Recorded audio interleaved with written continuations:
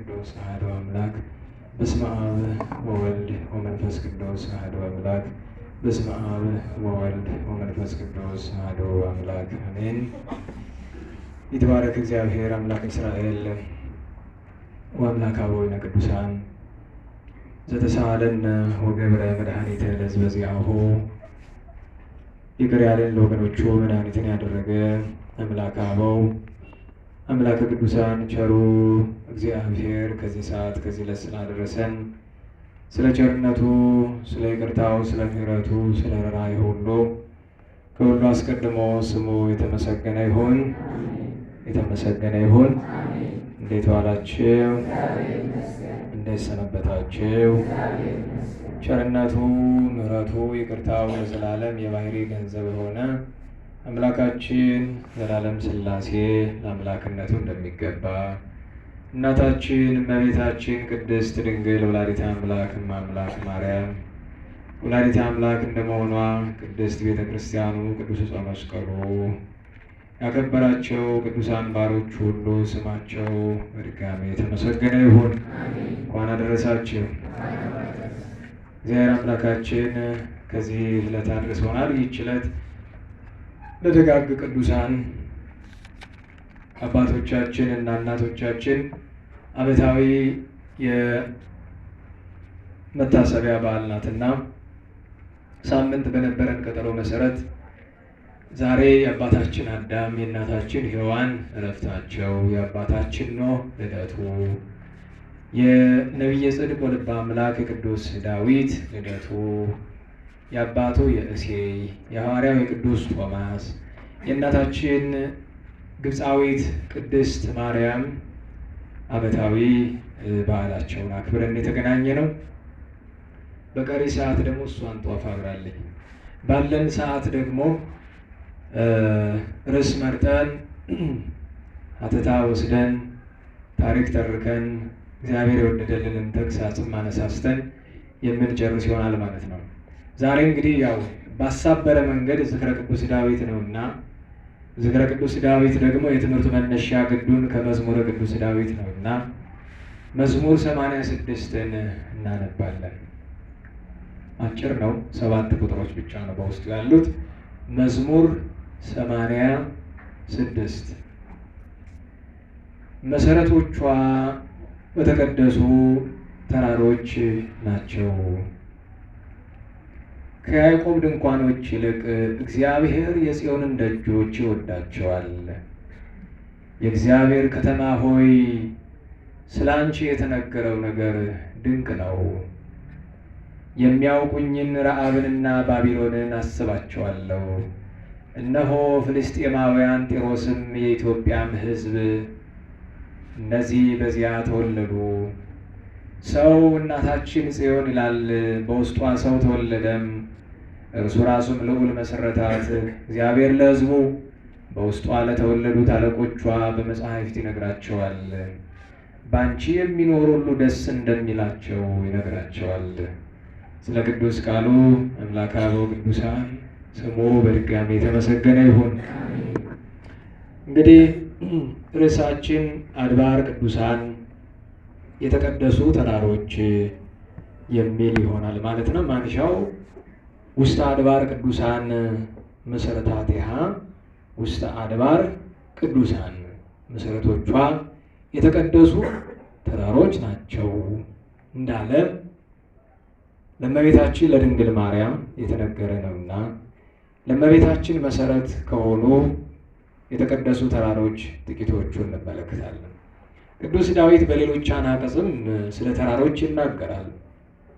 ተራራ ምን እንደሆነ እንድንረዳ የተራራን ትርጉም ሊያስረዳን ብዙ ሀተታ አንስቷል። ከሁሉ የሚቀድመው ግን ዛሬ በዓል እንደመሆኑ መጠን መዝሙር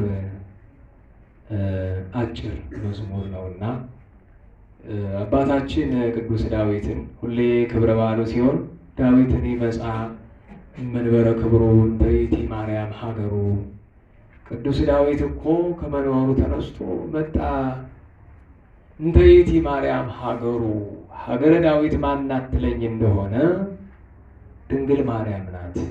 ሀገረ ዳዊት የዳዊት ሀገሩ የተባለች ጽዮን ናት። የዳዊት ሀገሩ የተባለች ቤተልሔም ናት። የዳዊት ሀገሩ የተባለች ኢየሩሳሌም ናት። ኢየሩሳሌምም ድንግል ማርያም ናት። ጽዮንም ድንግል ማርያም ናት። ቤተልሔምም ድንግል ማርያም ናት። ለፍጻሜው ደግሞ ሀገረ ዳዊት መንግሥተ ሰማያት ናትና የቅዱስ ዳዊት ሀገር መንግሥተ ሰማያት ድንግል ማርያም ናት። በአማላጅነቷ መርታ የምታስገባን ስለሆነ ማለት ነው። ስለዚህ እሱን ያው በየዓመቱ ነው የምንዘምረው። እንግዲህ እሱን እንሞክርና ጥቂት አንዳንድ ነገሮችን ተናግሬ ወደ ዋና ጉዳይ እናልፋለን። ደህና ዋላችሁ? አሁን እንደዚህ ዝናብ ስለጣለ ጥሩ ነው አይደል? ደስ አላላችሁ? አዎ ደስ ይላል። መልካም ነው። ለምን? ሙቀቱ እየከበደ እየሄደ ስለሆነ ከቤት አላስወጣ እያለ ስለሆነ እንደዚህ ብዬ ስናገር ከመካከለኛው ምስራቅ ሀገራት ከሚኖሩ እህቶቻችን አንዷ አይ 28 ዲግሪ 30 ዲግሪ ሴልሺየስን ቁም ነገር ብላችሁት ነው፣ እኛ ጋር እኮ 45 47 ዲግሪ ሴልሺየስ ነው የምንኖረው። አዎ እሱስ እውነት ነው። በዚህ በማይካድራ በሁመራ በአብደራፊ በማርዘነብ በዚህ በመተማ በቋራ ሙቀቱ የትየለሌ ነው። እዚያ መኖርም ከባድ ነው። ግን እግዚአብሔር ያደላቸው ደግሞ ያስቻላቸው ይኖሩበታል በእውነቱ እና ቀዝቀዝ አድርጎናል። እናንተ አብራችሁ ቀዘቀዛችሁ ደስ ነው ሊል የሚገባ እንደዚህ ዝናብ ሲዘንም ማለት ነው። እንግዲህ በሥላሴ በማምላክ ድንግል ማርያም እግዚአብሔር ባከበራቸው ቅዱሳን ስም እንዘምራለን። ታውቁታላችሁ ብዬ ተስፋ አደርጋለሁ። ዳዊትን ይመጻ እመንበረ ክብሩ ዳዊትን ይመጻ እመንበረ ክብሩ እንተ ይእቲ ማርያም ሀገሩ እንተ ይእቲ ማርያም ሀገሩ እንተ ይእቲ ማርያም ሀገሩ እንተ ይእቲ ማርያም ሀገሩ ዳዊትን ይመጻ እመንበረ ክብሩ ዳዊትን ይመጻ እመንበረ ክብሩ እንተ ይእቲ ማርያም ሀገሩ እንተ ይእቲ ማርያም ሀገሩ እንተ ይእቲ ማርያም ሀገሩ እንተ ይእቲ ማርያም ሀገሩ ዳዊትን ይመጻ እመንበረ ክብሩ ዳዊትን ይመጻ እመንበረ ክብሩ እንተ ይእቲ ማርያም ሀገሩ እንተ ይእቲ ማርያም ሀገሩ እንተ ይእቲ ማርያም ሀገሩ እንተ ይእቲ ማርያም ሀገሩ ጥንቱን ሀገረ ዳዊት ለፍጻሜው ሀገረ እግዚአብሔር ነኪር ነገሩ በእንቲአኪ ሀገረ እግዚአብሔር። አሁን ያነበብነው መዝሙር ላይ ቁጥር 3 ላይ ነኪር ነገሩ በእንቲአኪ ስለ አንቺ የተነገረው በአንቺ የተደረገው ነገር ሀገረ እግዚአብሔር ድንግል ማርያም ሆይ ድንቅ ነው። በድንግልና ጸንሶ በድንግልና መውለድ ከአንቺ በቀር ለሌላ አልተደረገምና። ስለ ዝማሬው ወላዲተ አምላክን ለድነት ቅዱስ ዳዊትን ለረድኤት የሰጠን አምላከ አበው ስሙ የተመሰገነ ይሁን። የቅዱስ ዳዊት ሀብቱን የነቢያት በረከታቸውን ያሳድርብን። ወደ ርዕሳችን ከመግባታችን በፊት አሁን ስገባ እንዴት እናት እያናገሩኝ ነበር እና በየጎዳናው የሚገጥመኝ ነገር ሁሉ ለእኔ ትምህርት ነው እና ደሃ ነኝ አለ። ደሃ መሆንዎት ምን ድንቅ ነዋ።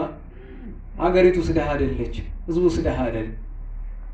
አይ እንደሱ አይደለም። 10 ልጆች ነው ያሉኝ፣ ምንም ገቢ የለኝም። ባለቤትዎትሳ ቄስ ነው እና ወዴት ሄደ? መኪና አደጋ ገደለው። 6 ዓመት ሆነው። በቤት ኪራይ እንዳልቸገር የራሩ ሰዎች የቀበሌ ቤት አሰጡኝ። የምግቡ ነገር ግን ጭንቅ ሆነ። ሌላስ ምን ከበደዎት? ልጆች መልእክት ይመጣላቸዋል። ፕሮቴስታንቶቹ እንርዳችሁ ይሉናል። ባናምንበትም እንኳ እምነታቸውን ለሆዳችን ሄደን ብንበላው እንኳ እምነታችን ከካደን ይቆጠራል። ለዚያውም የካህናት ቤተሰብ ሆነን አናደርገውም እና ስንቸገር እንዲያው እንዲህ የሚባል ስላለ ብሎ ላኩኝ አሉና እያሰብኩት ነበረ። ቤተክርስቲያን መዋቅራዊ አሰራር ቢኖራትና ማዕከላዊ አሰራር ቢኖር ካህናት ጥሮታ ሊኖራቸው ይችል ነበር። አሁን ለምሳሌ በዓለሙ የሚኖር ሰው ፕሮቪደንት ፈንድ የሚባል አለ አይደለም? እሱ የተጠራቀመው ሲሞት ይሰጠዋል። ጥሮታ ነው ፍላጎቴ ካለ ደግሞ ጥሮታ ሆኖ ጥሮታ እስከፈለቀው ጊዜ ድረስ ለሱም ሆነ ለቤተሰቦቹ ጥሮታ እየተሰጠ ይኖራል። እና እሱን አሰብኩት። እኔን እናት ከመርዳት ጀርባ ባሻገር እግረ መንገዱን የታሰበኝ እሱ ነው። በቤተ ክርስቲያን ጥሮታ የለም። ለነገሩ የረባ ደሞዝ 50 ሳንቲም 2 ብር 3 ብር ደሞዝ የሚከፈልበት ደብር ባለባት ኢትዮጵያ አንድ ቦታ ላይ አንድ ካህን 10 ሺህ የሚከፈለው አለ፣ አንድ ቦታ 3 ብር የሚከፈለው አለ። እንግዲህ እስከዛ ድረስ ነው ልዩነቱ። ያው ይሄ ምንድነው? ማዕከላዊ የሆነ መዋቅራዊ የሆነ መደበኛ አሰራር ባለመኖሩ ነው። ታውቃላችሁ አይደለም? ከመንግስት ቀጥሎ ሰፊ መዋቅር ያላት ቤተክርስቲያን ናት። ከጠቅላይ ቤተ ክህነት እስከ አጥቢያ ድረስ ማለት ነው። በሶስተኛ ደረጃ ደግሞ ማህበረ ቅዱሳን ሰፊ መዋቅር አለው እና ይህንን መዋቅር መጠቀም ይቻል ነበረ ለማለት ነው። ሌላው ነገር እንዲያው እግረ መንገዱን ትዝ አለኝና ባለፈው ካለን ብናካፍል ሄደን እናግዛለን ብላችሁ ቃል ገብታችሁ አልነበረ? ለምንድን ነው ቃላችሁን የበላችሁ? በእውነት ሄዳችሁ ትታገዛላችሁ እንጂ አታግዙ፣ ትቀበላላችሁ እንጂ አትሰጡ፣ በረከት ታገኛላችሁ እንጂ እናንተ ምን ትሰጣላችሁ? እንዲያው ከሁሉ በላይ የተናገሩት ከሚጠፋ ይላሉ አባቶቻችን። እና ለምን አትሄዱ? አሁን ከእናንተ መካከል ከወንድ 10 ከሴት 10 ፈልጋለሁ ነገ የሚሄድ ቶሎ በሉ እጃችሁን አውጡ። 10 ፈልጋለሁ ከወንድ ከሴት 20 አጠቃላይ ማለት ነው። እንዲያውም 23 ነው የምፈልግ ከወንድ 12 ከሴት 11 በሉ ከፍ አድርጉ። መልካም 4 5 6 7 8 9 ሰው ነው ከወንድ የሚታየኝ 10 11 አይቼዋለሁ 11። እሺ ቅድም ያወጣችሁ ያላወጣችሁ ካላችሁ 11። እሺ ከእህቶች እንግዲህ 12 ላድርገው ይመስለኛል። 2 3 4 5 6 12 13 ጥሩ። እሺ በሉ እኔ ዳዊትን ደውዬ ጠይቀዋለሁ። በነገራችሁ ላይ ስሙ ዳዊት ነው ሰብሳቢው። ጠይቀዋለሁ እንዳትቀሩ ነገር በሆነው ሰዓት ብቻ 23 ሰው መጥቶ ነበር። ስትሄዱ ከዝክረ ቅዱሳን ነን አይደለም፣ ምንድነው ነን ነው። ጎንደር አዲስ አበባ ያላችሁ ልጆች ነን አትበሉ፣ ነን ደጋግሜ እነግራቸዋለሁ። የጎንደርን አማርኛ ልመዱት። የእውነቴን ነው። የጥንቱ እና አጤ ፋሲል እና አጤ ቴዎድሮስ ሲናገሩት የነበረው አማርኛ። አጤ ምኒልክ ራሱ ነን አይሉ ነን ነው የሚሉ ነበር። አዲስ አበባን ሸዋን የመሰረቱት አይቱ ምኒልክ እንደዚህ ነው መጨረሻ። ግን ነን ማለት ስህተት ነው እያልኩ አይደለም፣ ግን እንዳይጠፋ ነው። ይሄ አሁን የጎንደር ሰው በቃ ትልጣን የሚመስለው አዲስ አበባ መምሰል ነው። አዲስ አበባ ድረስ የመጣ የጎንደር ሰው አይጠርባችሁ፣ አለማውራት ነው እሱ ጋር እኔ አዲስ አበባ አማርኛና ይሄ ኦኬ ምናምን የሚል እንግሊዘኛ ፍዳችሁን ነው የሚያበላችሁና የጎንደርን አማርኛ ያዘው። እንዲያም ካለ እንደው እንደ መንፈሳዊ አይመከርም እንጂ እዛ አዲስ አበባ አንድ የዚህ የጎንደር ወጣት የዛሬ 20 ዓመት አካባቢ ሄደና እናቱ ሙታ ቀብሮ ነው ሄደ። እናቱ ጎረቤታችን ነች አውቃታለሁና ከዛ ሄዶ ሲያወሩ ቁም ምናምን ብለው ይለዋል። ሲያልፍ እንደምታውቁት ያው ጉልቤዎች አሉ አይደል? እና ዝም ብሎ ሄደ እና ቀጭን ነው። አንተ ቁም እናትህን ብሎ እናቱን ይሰድብበታል። ምን የኔን እናት ዓለም ፀሐይ ሰፈሩን በአንድ እግሯ ቆሙ። ለምን ጎንደሬ ነው እንዳትረሳ። ወገቡን የታጠቀ የሀገር ራስ የሆነ ጎንደሬ ነው። ቲቪስ ሊከፋዋል ሁሉ ሰርተህ አሳይ። እስቲ ዛሬ እናመስግናት ጎንደሬ። አዎ ሰርተህ አሳይ። ወንድነቱን ጎንደሬ አሳይቶ ነው ይታወቃል እኮ። ወደፊትም ገና ያሳያል። ይሄ ሱሪውን ዝቅ ያደረገው ሁሉ ከፍ አድርገው የታጠቀ የኢትዮጵያ ትንሣኤ የሚጀምረው ጎንደር ላይ ነው። ማወቅ አለባችሁ። ዛሬ አንድ ምስጢር ላውጣ። ጎንደር ላይ ነው የሚጀምረው የኢትዮጵያ ትንሣኤ። ማወቅ አለባችሁ። ግን ወገባችሁን ታጠቁ። መስዋዕትነት አለው የሚከፈል መስዋዕት፣ ዝም ብሎ አይደለም። አታይም? ብዙ ነገር አለ ብናስተውል ማለት ነው። ስለዚህ እንዲያው ሄዳችሁ እኛ ከዝክረ ቅዱሳን ነን ብላችሁ አግዛችሁ መሄድ፣ ከዚያ በኋላ በቋሚነት የምትችሉበትን በሳምንትም በሁለት ሳምንትም በወርም ቀጠሮ እየያዛችሁ መሄድ ነው። ሁለተኛው እሱ ነው። ሶስተኛው ሶስት ላድርገው እንግዲህ ምክር በሁለትም በሶስትም ይጠናልና ዛሬ አፄ ቴዎድሮስ የተሰዉበት ቀን ነው። ሚያዝያ 6 ቀን በ1860 ዓመተ ምህረት ነው ቴዎድሮስ ራሳቸውን በጥይት ለሀገራቸው ሲሉ አሳልፎ ይሰጡ ማለት ነው። እና ስለ አፄ ቴዎድሮስ ሌላ ምንም ለማለት ሳይሆን ታስታውሱ ከሆነ ባለፈው ነግሬያቸዋለሁ። የኢትዮጵያ ትንሣኤ ከዚህ በፊት በአዲስ ኪዳን ተደጋጋሚ ተሰርቷል፣ እንዳትረሱ። ያው ድንጋይ እየወረደ ነው፣ ድምፁ አይረብሽም፣ ደህና ነው። የኢትዮጵያ ትንሣኤ ታስታውሳላችሁ። አንደኛው በአብርሃ ወአጽብሃ፣ ሁለተኛው በእነ ቅዱስ ላሊበላ፣ ሶስተኛው በእነ አፄ ይኩኖ አምላክ እስከ ዘርዓ ያዕቆብ፣ አራተኛው በእነ ፋሲል፣ አምስተኛው በእነ ቴዎድሮስ ነው አይደለም። አፄ ቴዎድሮስ የኢትዮጵያን ትንሣኤ ለማምጣት ነው ብዙ የደከሙ። አዎ ተሳስተዋል። ትናንት አንድ ነገር ሰማሁኝ። በዚያ ማዶ ደናቁርት አሉ፣ በመሀል ሀገር ያሉ። ቴዎድሮስን ያጀግነው ስራው ሳይሆን አርቱ ነው፣ ማለትም ስለሱ የተጻፉ ቲያትሮች፣ ግጥሞች ናቸው። ቅድም አንድ ጸሐፊ አንጀቴን አራሰው፣ ቴዎድሮስን ያጀገነ ጥበብኛ ሀገር የለም፣ ጥበቡን ያጀገነው ራሱ ቴዎድሮስ ነው ብሎ የተማረ ሰው። የተማረ ይግደለኝ ይባላል። አይግደለኝ፣ መግደሉ ሳይግደለኝ ግን ጥሩ ነው የተማረ። ተማረ አልተማረ ገደለኝማ ገደለኝ ነው። ጥበቡን ያጀገነው ቴዎድሮስ ነው። ቴዎድሮስን ተውትና ቴዎድሮስና አቡነ ጴጥሮስ ባይኖሩ የኢትዮጵያ ቲያትር ይሞት ነበር፣ ይሞት ነበር። እነሱ ምን አዲስ ነገር ጨመሩለት? እስኪ ጸጋዬ ገብረ መድኅን ነው አይደል በብዛት የሚታወቀው። እነ ጌትነትም ይሁን ጸጋዬ ገብረ መድኅን ናቸው አይደል? ምን አዲስ ነገር ምን ጨመሩለት ለቴዎድሮስ? ስለ አፄ ቴዎድሮስ የተጻፈው እኮ ጠላት የጻፈው ስለሆነ አብዛኛው ስለ ቴዎድሮስ የሚታወቀው ጭካኔያቸው ነው። እንኳንም ጨከኑ። ምክንያቱም የመሪ አንዱ ምርጥ መገለጫ ጭካኔ ነው። እውነተኛ ስትሆን ነው የምትጨክነው። አሁን እንዳለው ሰውዬ በአፍ እየለበለብክ በውስጥ መመረዝ አይደለም፣ ኮስተር ብለህ ነው። አፄ ቴዎድሮስ ፎቶ ላይ እንደምታዩቸው አይነት ሰው አይደለም። በነገራቸው የአፄ ቴዎድሮስ ምስል ነው ብትሄድ ሁሉ ውሸት ነው። ትክክለኛ ፎቶቸው በጣም ነው የሚያስፈራው። ትክክለኛ ምስላቸው ከግንባራቸው ላይ ትልቅ ጅማት በዋይ ምልክት ወይም ባላ ምልክቱ ነው የቆመ። ሲቆጡ ከተዋበች በቀር ማንም ከፊታቸው አይቆም። በቃ ለማንም አይራሩም። ከጨከኑ ጨከኑ። ምክንያቱም አፄ ቴዎድሮስ ማለት እጅግ ጨካኝ፣ እጅግ ደግሞ ሩሩ፣ እጅግ ሳቂ፣ እጅግ ደግሞ አልቃሽ ወንድ ቢሉ ወንድ ብቻ አይደለም፣ እንደ ማንኛውም ንጉሥ ከኋላ ሆነው አያዋጉም። አፄ ቴዎድሮስ ከፊት የሚዋጉ ሰው ናቸው። ለሀገር ነው። የጭካኔያቸው ምክንያት ወገን አልረዳቸው ስላለ ያ የፈጠረው። ስለዚህ ዛሬ እርሳቸውን ስናስብ ዓላማቸው ኢትዮጵያን እነ አፄ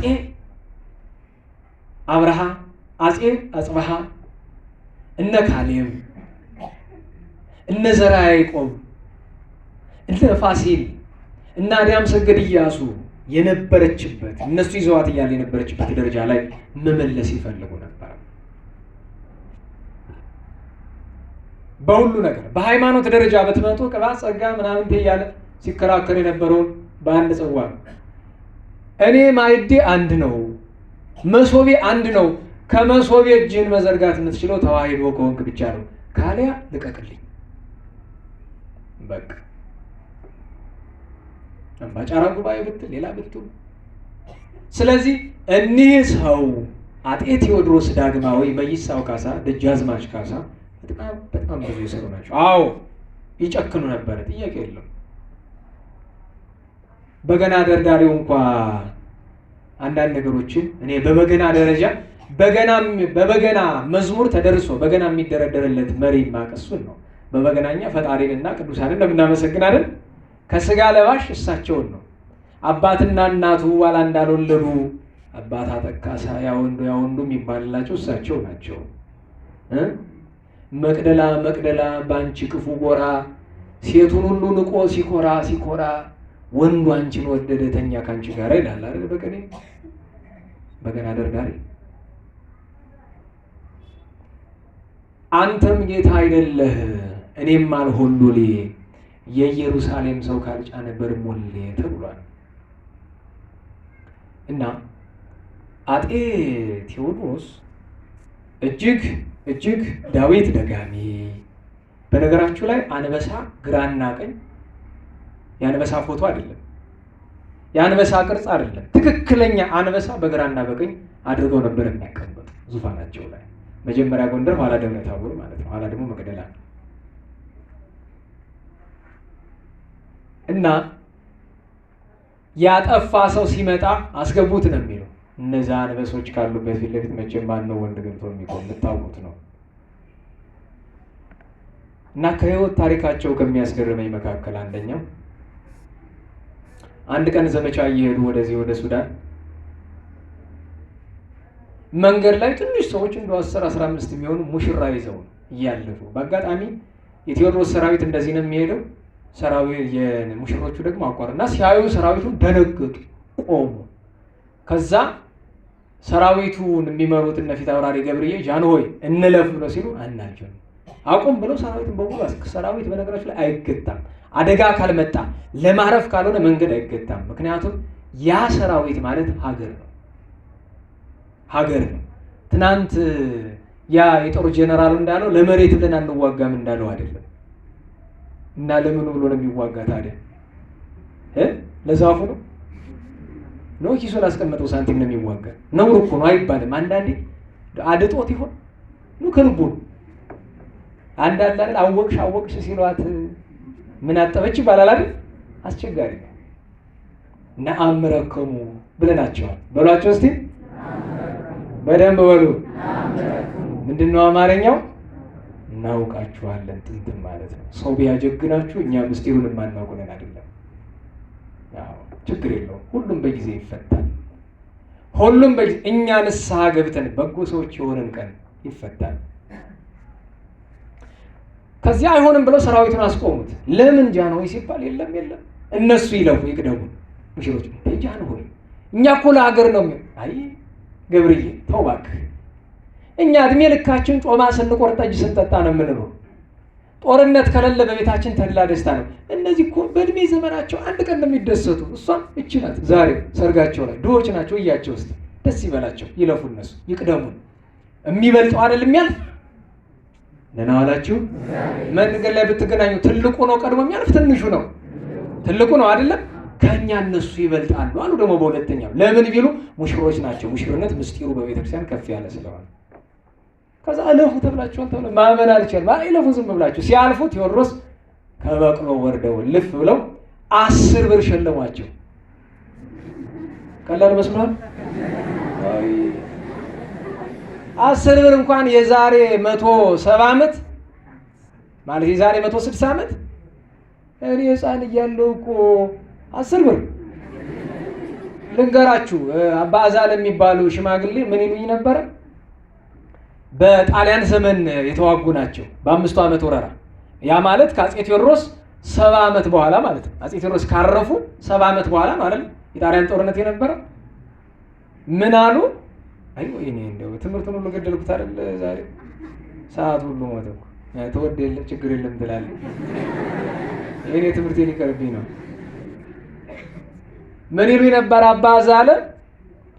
ላም 5 ብር ነበረ የምገዛ። ላም 5 ብር ገዝቻለሁ። በግ ብር ከ50 ነበረ። እንዴት ያለ ሙክት በግ! ቆዳው ግን በጣም ውድ ነው፣ 3 ብር ነው የሚሸጠው። በጉ ስንት ነው? ብር ከ50። ቆዳው ለምን መሰላችሁ? በዛ ዘመን በጣም አስነዋሪ ነገር ነው ቆዳ ይሸጥ አለ። ነውር የሆነ ድርጊት በጣም እና ተደብቀን እንሸጥና ሌላ 2 በግ ደግሞ አርደን እንገዛለን ይላሉና እንግዲህ ሰውት ብር ከ50 ሙክት ይገዛ ነበረ። የዛሬ 70-80 ዓመት በኢትዮጵያ ዘመን 10 ብር ገብቷቸዋል።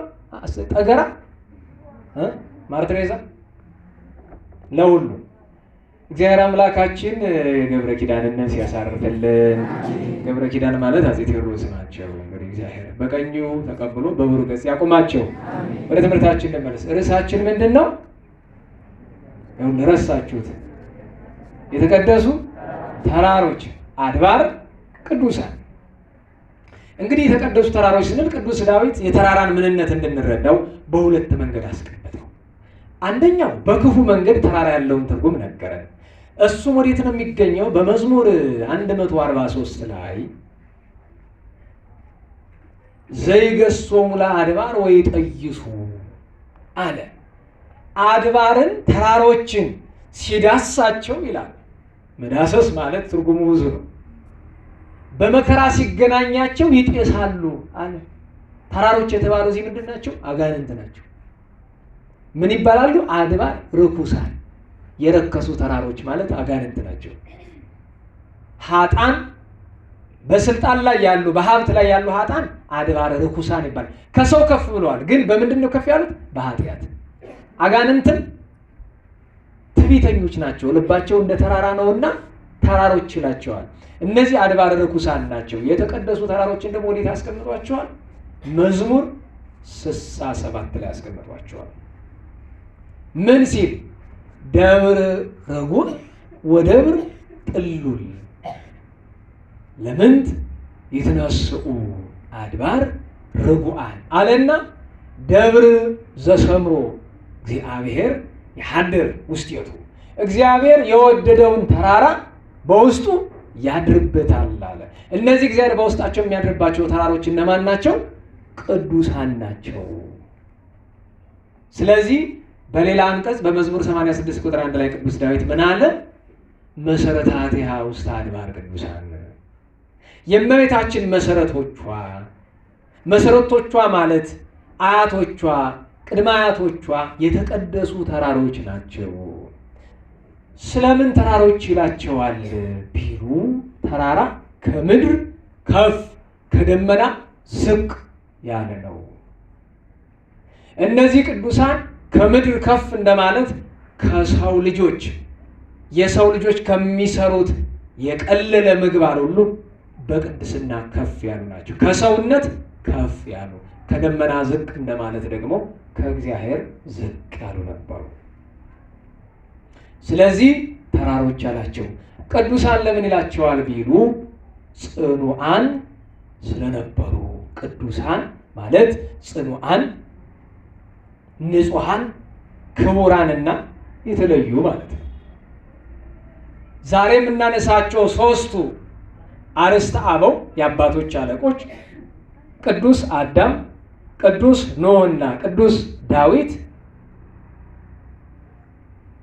በሕይወታቸው ከኃጢአቱ ዓለም የተለዩ፣ በእግዚአብሔር ፊት የከበሩ፣ ንጽሕናን የወደዱ፣ ጸንተው የተገኙ ናቸው። ስለዚህም እግዚአብሔር አከበራቸው። ንሳያዝ እግዚአብሔር አከበራቸው። ስለዚህ የተቀደሱ ተራሮች ተባሉ።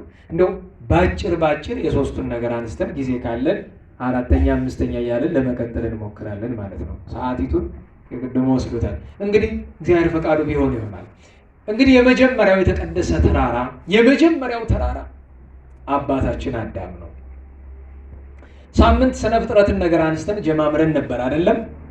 የአባታችን የአዳም ነገር ከተወሳ እግዚአብሔር አባታችን አዳምን ሲፈጥረው ከመፍጠሩ በፊት መላእክትን 100 ነገድ አድርጎ ፈጠራቸው። ዲያብሎስ ከነሰራዊቱ ካደ። ስንት ሆኑ? 99 ከዚያ ሰይጣን ሲኮራ በንስሐ ይመለሳል ብሎ ከእሑድ እስከ ረቡዕ ጠበቀው። ረቡዕ እምቢ ቢለው እግዚአብሔር ባደረው ጨለማ ጠቅሎ ወደዚህ ዓለም አወረደው። ከዚያ ደግሞ ወደ አንጦርጦስ ላከው። መተተ ታይቲት የሩቅ ወደ ሆነው ወደ ታች ወደ ጨለማው ዓለም ላከው። ግን አንድ ነገር ይል ነበረ። እኔ እኮ ተፈጥሮ ከመላእክት በላይ ነው፣ እንደኔ ያለ ፍጡር አያገኝም ብሎ በኩራት ተናገረ። የፈጠረውን እግዚአብሔር እንዲህ ብሎ ተናገረ። ታሪኩ ሰፊ ነው። ያን ጊዜ እግዚአብሔር በዕለተ ዓርብ በነግ ወይቤ እግዚአብሔር ንግበር ሰብአ በአርአያነ ወበአምሳሊነ። እግዚአብሔርም ማለት ምን አለ? ሰውን በመልካችን እንደ ምሳሌያችን እንፍጠር። ዲያብሎስም ደነገጠ፣ መላእክትም ግራ ተጋቡ። ምክንያቱም የእግዚአብሔር መልክ እንዴት እንደሆነ አያውቁም ማነሱ። ስለዚህ የእግዚአብሔርን መልክ ለማየት ኃይለ ቃሉ ከተነገረ በኋላ አዳምን ለማየት መላእክት ጓጉተዋል። ሲፈጥረው ምን አድርጎ የፈጠረው ይመስላችኋል? ራሱን አስመስሎ በሰባት ሀብታት አክብሮ ነቢይ ማለት ነው ገና የሚደረገውን ወደፊት የሚያውቅ ሰይጣን አያውቅም። ደህና ዋላችሁ። አንዳንዴ ጠንቋዮች ወደፊት የሚደረገውን ይናገራሉ አይደለም? ሰይጣን ራሱ የሚያደርገውን ነው የሚነግራቸው። ወይ ደግሞ ይነግራቸውና ግዱን ሄዶ በአንዱ ኃጢአተኛ አድሮ ያስፈጽመዋል። ለምሳሌ በዚህ ቀን 100 ሰው ይገደላል ብሎ ትንቢት ያናገራል አይደል? እንዴት ዋላችሁ። ከዛ አንዱ ጋር ሄዶ ያድርበትና 100 ሰው እንዲጨፈጭፍ ያደርገዋል። ወይ ወደ ሸኔው ወደ አንዱ ገብቶ ያስጨፈጭፋል። ስለዚህ ምን ሆነ? ትንቢቱ ተሳካ ማለት ነው እንጂ ሰይጣን ወደፊት የሚመጣውን ማወቅ አይችልም። እስቲ ጥያቄ ልጠይቃችሁ። ጠላት ጸላኢ በልባችን ያለውን መርምሮ ማወቅ ይችላል አይችልም? ንገሩኝ። የሁሉን ሰው ነው ወይስ እግዚአብሔር ያደረባቸውን? እግዚአብሔር ያደረበትን ነው እንጂ የሌላውንም ያውቀዋል። ማወቁን ተውትና ልብ ላይ ቁጭ ብሎ ክፉ የሚያሳስበን ሰው አይደል ራሱ። አዎ ማወቅ አለባቸው። ሄደ የእግዚአብሔር ከሆነ ግን መንፈስ ቅዱስ ያደረበትን ልብ ግን ጠላት መመርመር አይችልም። ስለዚህ መንፈስ ቅዱስ እንዲያድርብን ማሰብ መስራት አለብን። ቸሩ መንፈስ ቅዱስ በእውነት ይደረብን። ከዚያ ነቢይ ሰሙት። ቀጥሎ ካህን ምን ማለት ነው? እግዚአብሔርን በሞገስ የሚያገለግል። በሌላ አነጋገር ካህን ማለት ሹመኛ አስታራቂ ማለት ነው። እሱ ብቻ ሳይሆን ንጉሥ አደረገው። በነገራቸው ላይ የአዳም ንግስና መላእክትን የሚጨምር ነበር። ከመላእክት እንኳን በላይ ነው አድርጎ የፈጠረው። ምንም እንኳን ስጋው መዋቲ ቢሆንም መዋቲ ያደረገው ኃጢአታችን እንጂ ተፈጥሯችን አይደለም። ይሄን ጊዜ ቀና።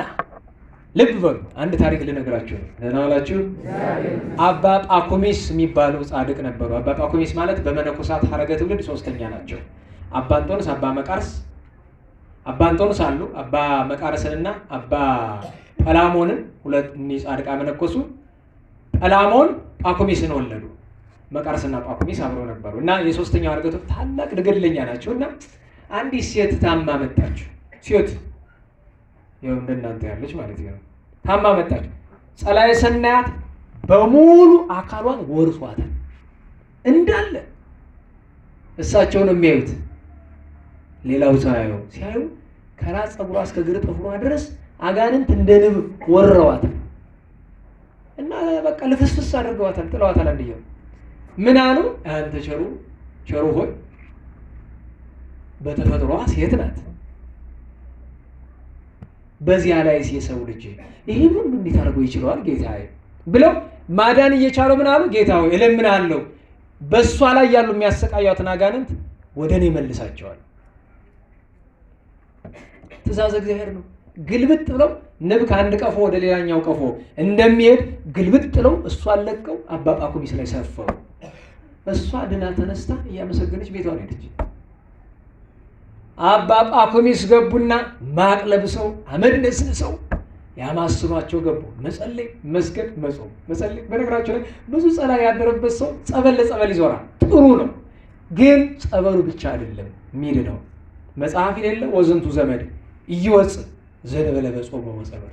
አብሮ አደጋኔ የዕለት የሳምንት የወር ከሆነ አዎ አብሮ ያደገ ኃጢአት የሚያሰራ ከሆነ ግን ጸበል በመጠመቅ ብቻ ነው። ጸበሉም ያድናል። ከጸበሉ ጋር ግን ያስፈልጋል?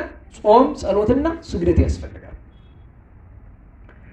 በስግደት በጾም በጸሎት እልም አደረጓቸው። እዚያው ሆነው ተቃጥለው አለቁ። ልብ ብሎ ያችን ሴት ሲያሰቃያት ነበር አይደል? አባ ጳኩሚስ ተበቀሉላት። ግን ይሄ ሲሆን ነፃ ሆኖ እንዳይመስላችሁ ስጋቸውን እኮ የማረድ ያክል የሚያሰቃያቸው አጋንንት ያንችለው ማለት ነው። ኋላ ምን አሉ? ኧረ በቃን ህላዩን እኮ እያወሩ አሁን አጋንንት ትከሻችሁ ላይ ሆኖ ሲያወራ ብትሰሙ መቼም ጨርቅን ጥለን የምትሄደው ሲያወሩ ፍጹም ስለሆኑ አባ ጳኩሚስና አባ መቃርስ አጋንንት ሲያወሩ ይሰማቸዋል። እንሂድ አሰቃየን እኮ ብለው ሲሉ አባ ጳኩሚስ ሰሙ። ኧረ ተው እንጂ ትንሽ ሰንብቱ። ሰው ወዳጅ ቤት እንግድነት ሲመጣ ውሎ አድሮ በልቶ ጠጥቶ ተስተናግዶ ነው የሚሄዱ እኮ። ትንሽ ሰንብቱ እንጂ ቢሏቸው ምን አሉ? ከገነት በስንት ትግል ካስወጣ ነው ከዚያ ከአዳም በቀር እንደዚህ ያለ አርበኛ ገጥሞን አያውቅም ብለው ብን ብለው ሄዱ። ዛሬ አባ ጳኩሚስን ላነሳሽ ይቻ አይደለም የመጨረሻዋን ኃይለ ቃል ያዟት። ከገነት ካስወጣ ነው ከዚያ ከአዳም በቀር እንደዚህ ያለ አርበኛ ሰው።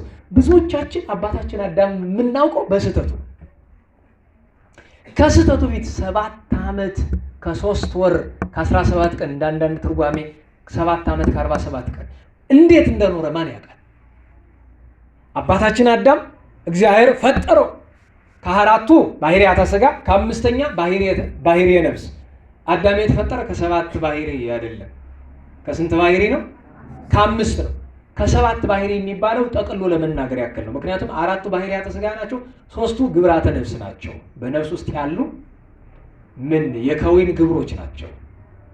ነባቢነት፣ ለባዊነት፣ ሕያውነት ራሳቸውን የቻሉ ባህሪያት አይደሉም፣ የባህሪ መገለጫዎች ናቸው። ስለዚህ ከ5ኛ ባህሪየ ነፍስ 4 ባህሪያተ ሥጋ አድርጎ እግዚአብሔር አክብሮ ፈጦታል። እንግዲህ ንጉሥ አድርጎታል። ጸላዔ ሰናያት ከዛ ጊዜ ጀምሮ ለ7 ዓመት ሙሉ ሲከታተለው ኖሯል ሊያስተው። አዳም ከተፈጠረ በኋላ እንስሳትን አመጣለት እግዚአብሔር። ምን ብሎ? ስም አውጣላቸው ብሎ። ይኸውላችሁ አባቶቻችን ለእንስሳት ስም ያወጣሉ። እኛ የሰው ስም ስናወጣ ማን እንደምለው ዛሬ የሚታወቀው ስማቸው የአንዳንዶቹ ተለውጦ ካልሆነ አባታችን አዳም ያወጣላቸው ነው።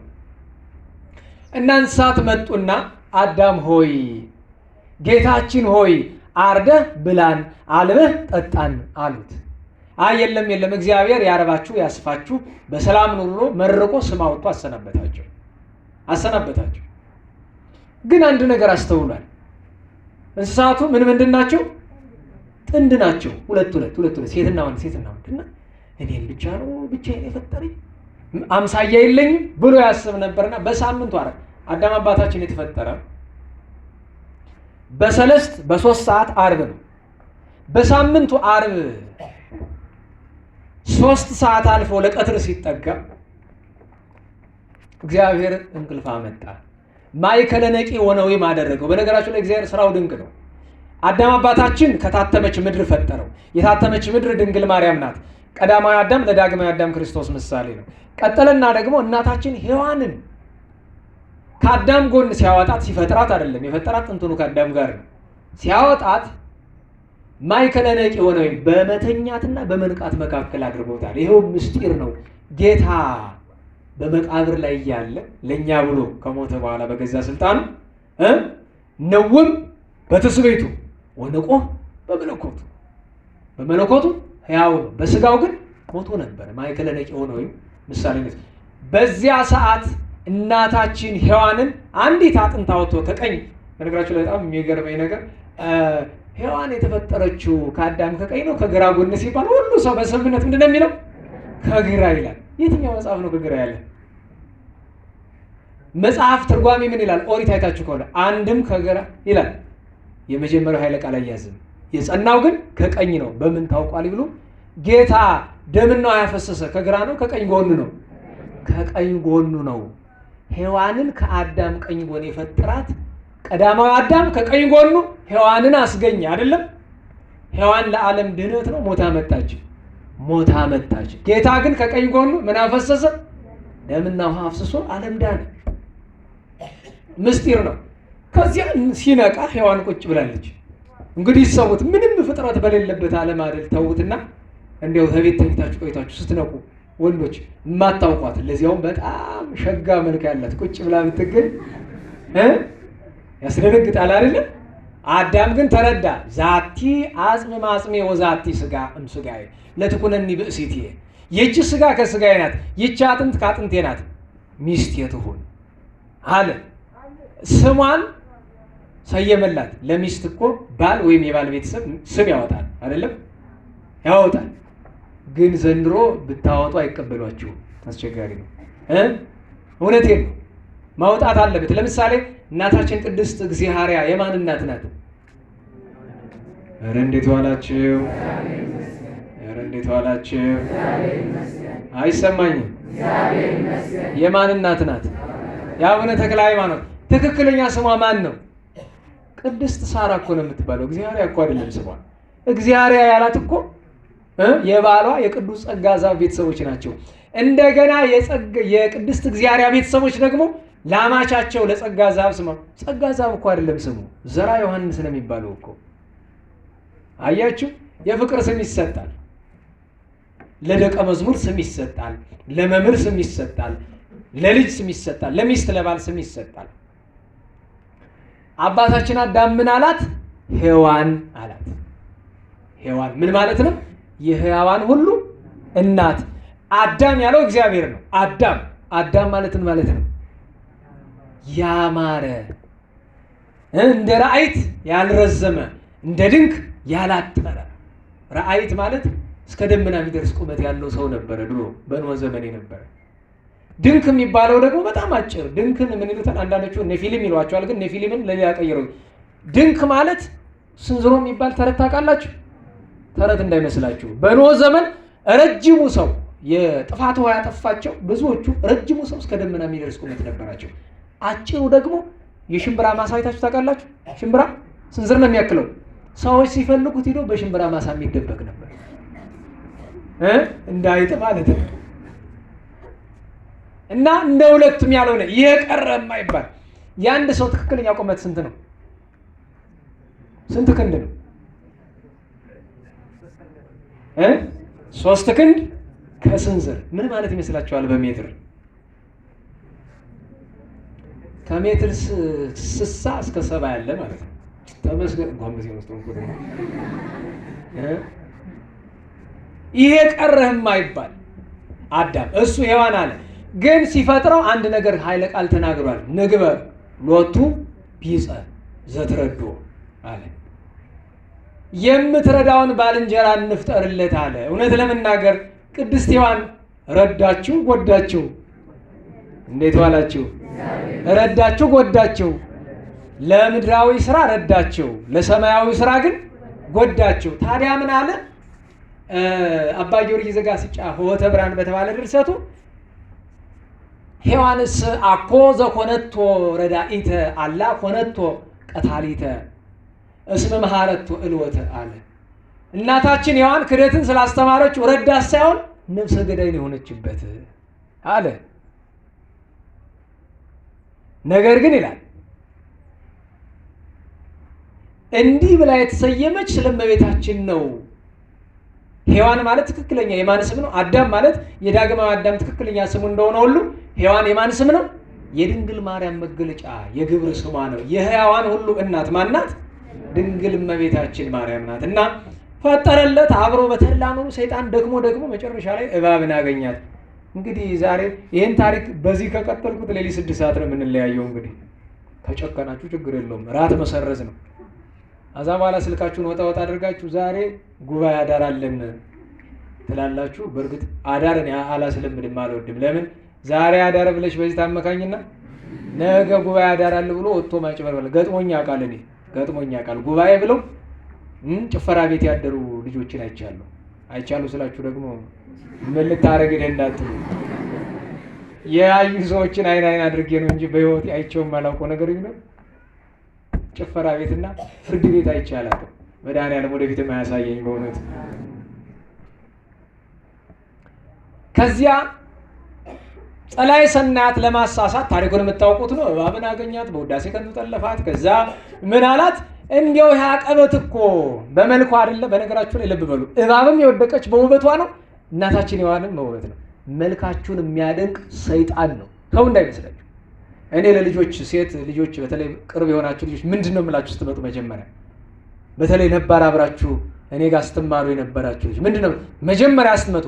እናንተ ቆንጆ ናችሁ፣ መልክ አላችሁ። መቼም መንገድ ላይ የሚያውደለድለው ሰው ቢያመሰግናችሁ የምስጋናው ደረጃ እኔ ካመሰግንኳችሁ ሊበልጥ አይችልም። እኔ አስተማሪያችሁ ነኝ።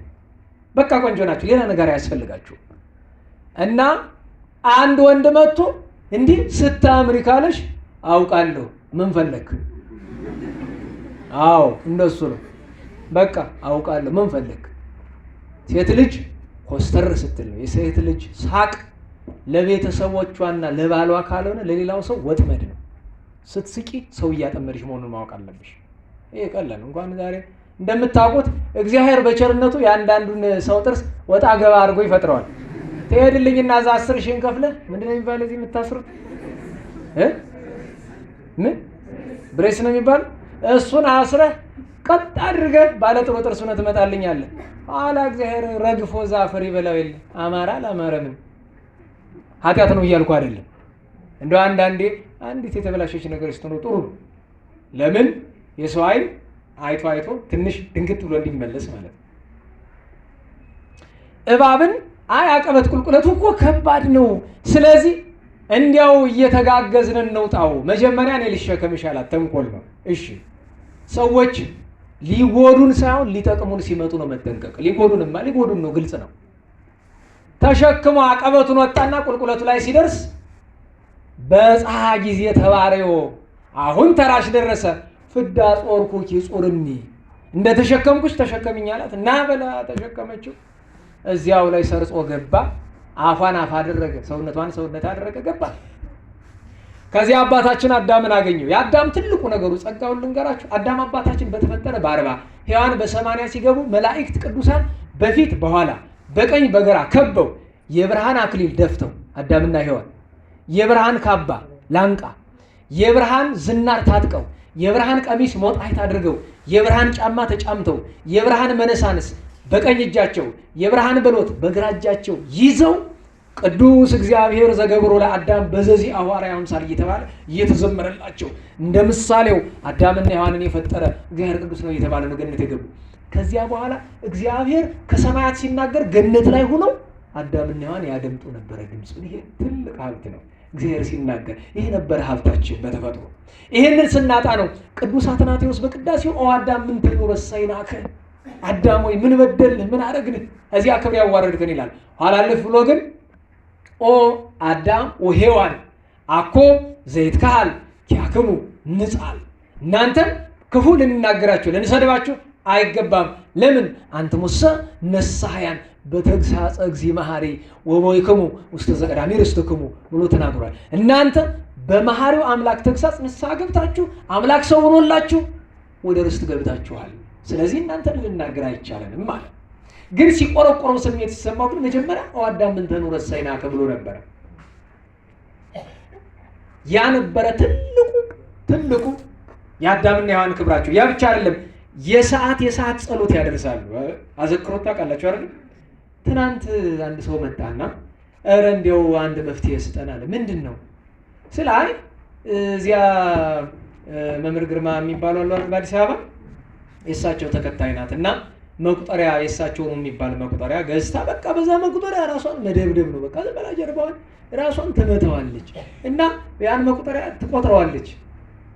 እናሳ በቃ ሌላ ሰው እየሆነች ልጅ በቃ ድሮ ከምናውቀው ሌላ ሰው እየሆነች የጸላይ ሰናያት ነገር በግልጽ እየታየባት ሄደ እና ጸበል ስንወስዳት ደህና ናት፣ ስትመለስ ግን እንደዚያ ትሆናለች ብሏል።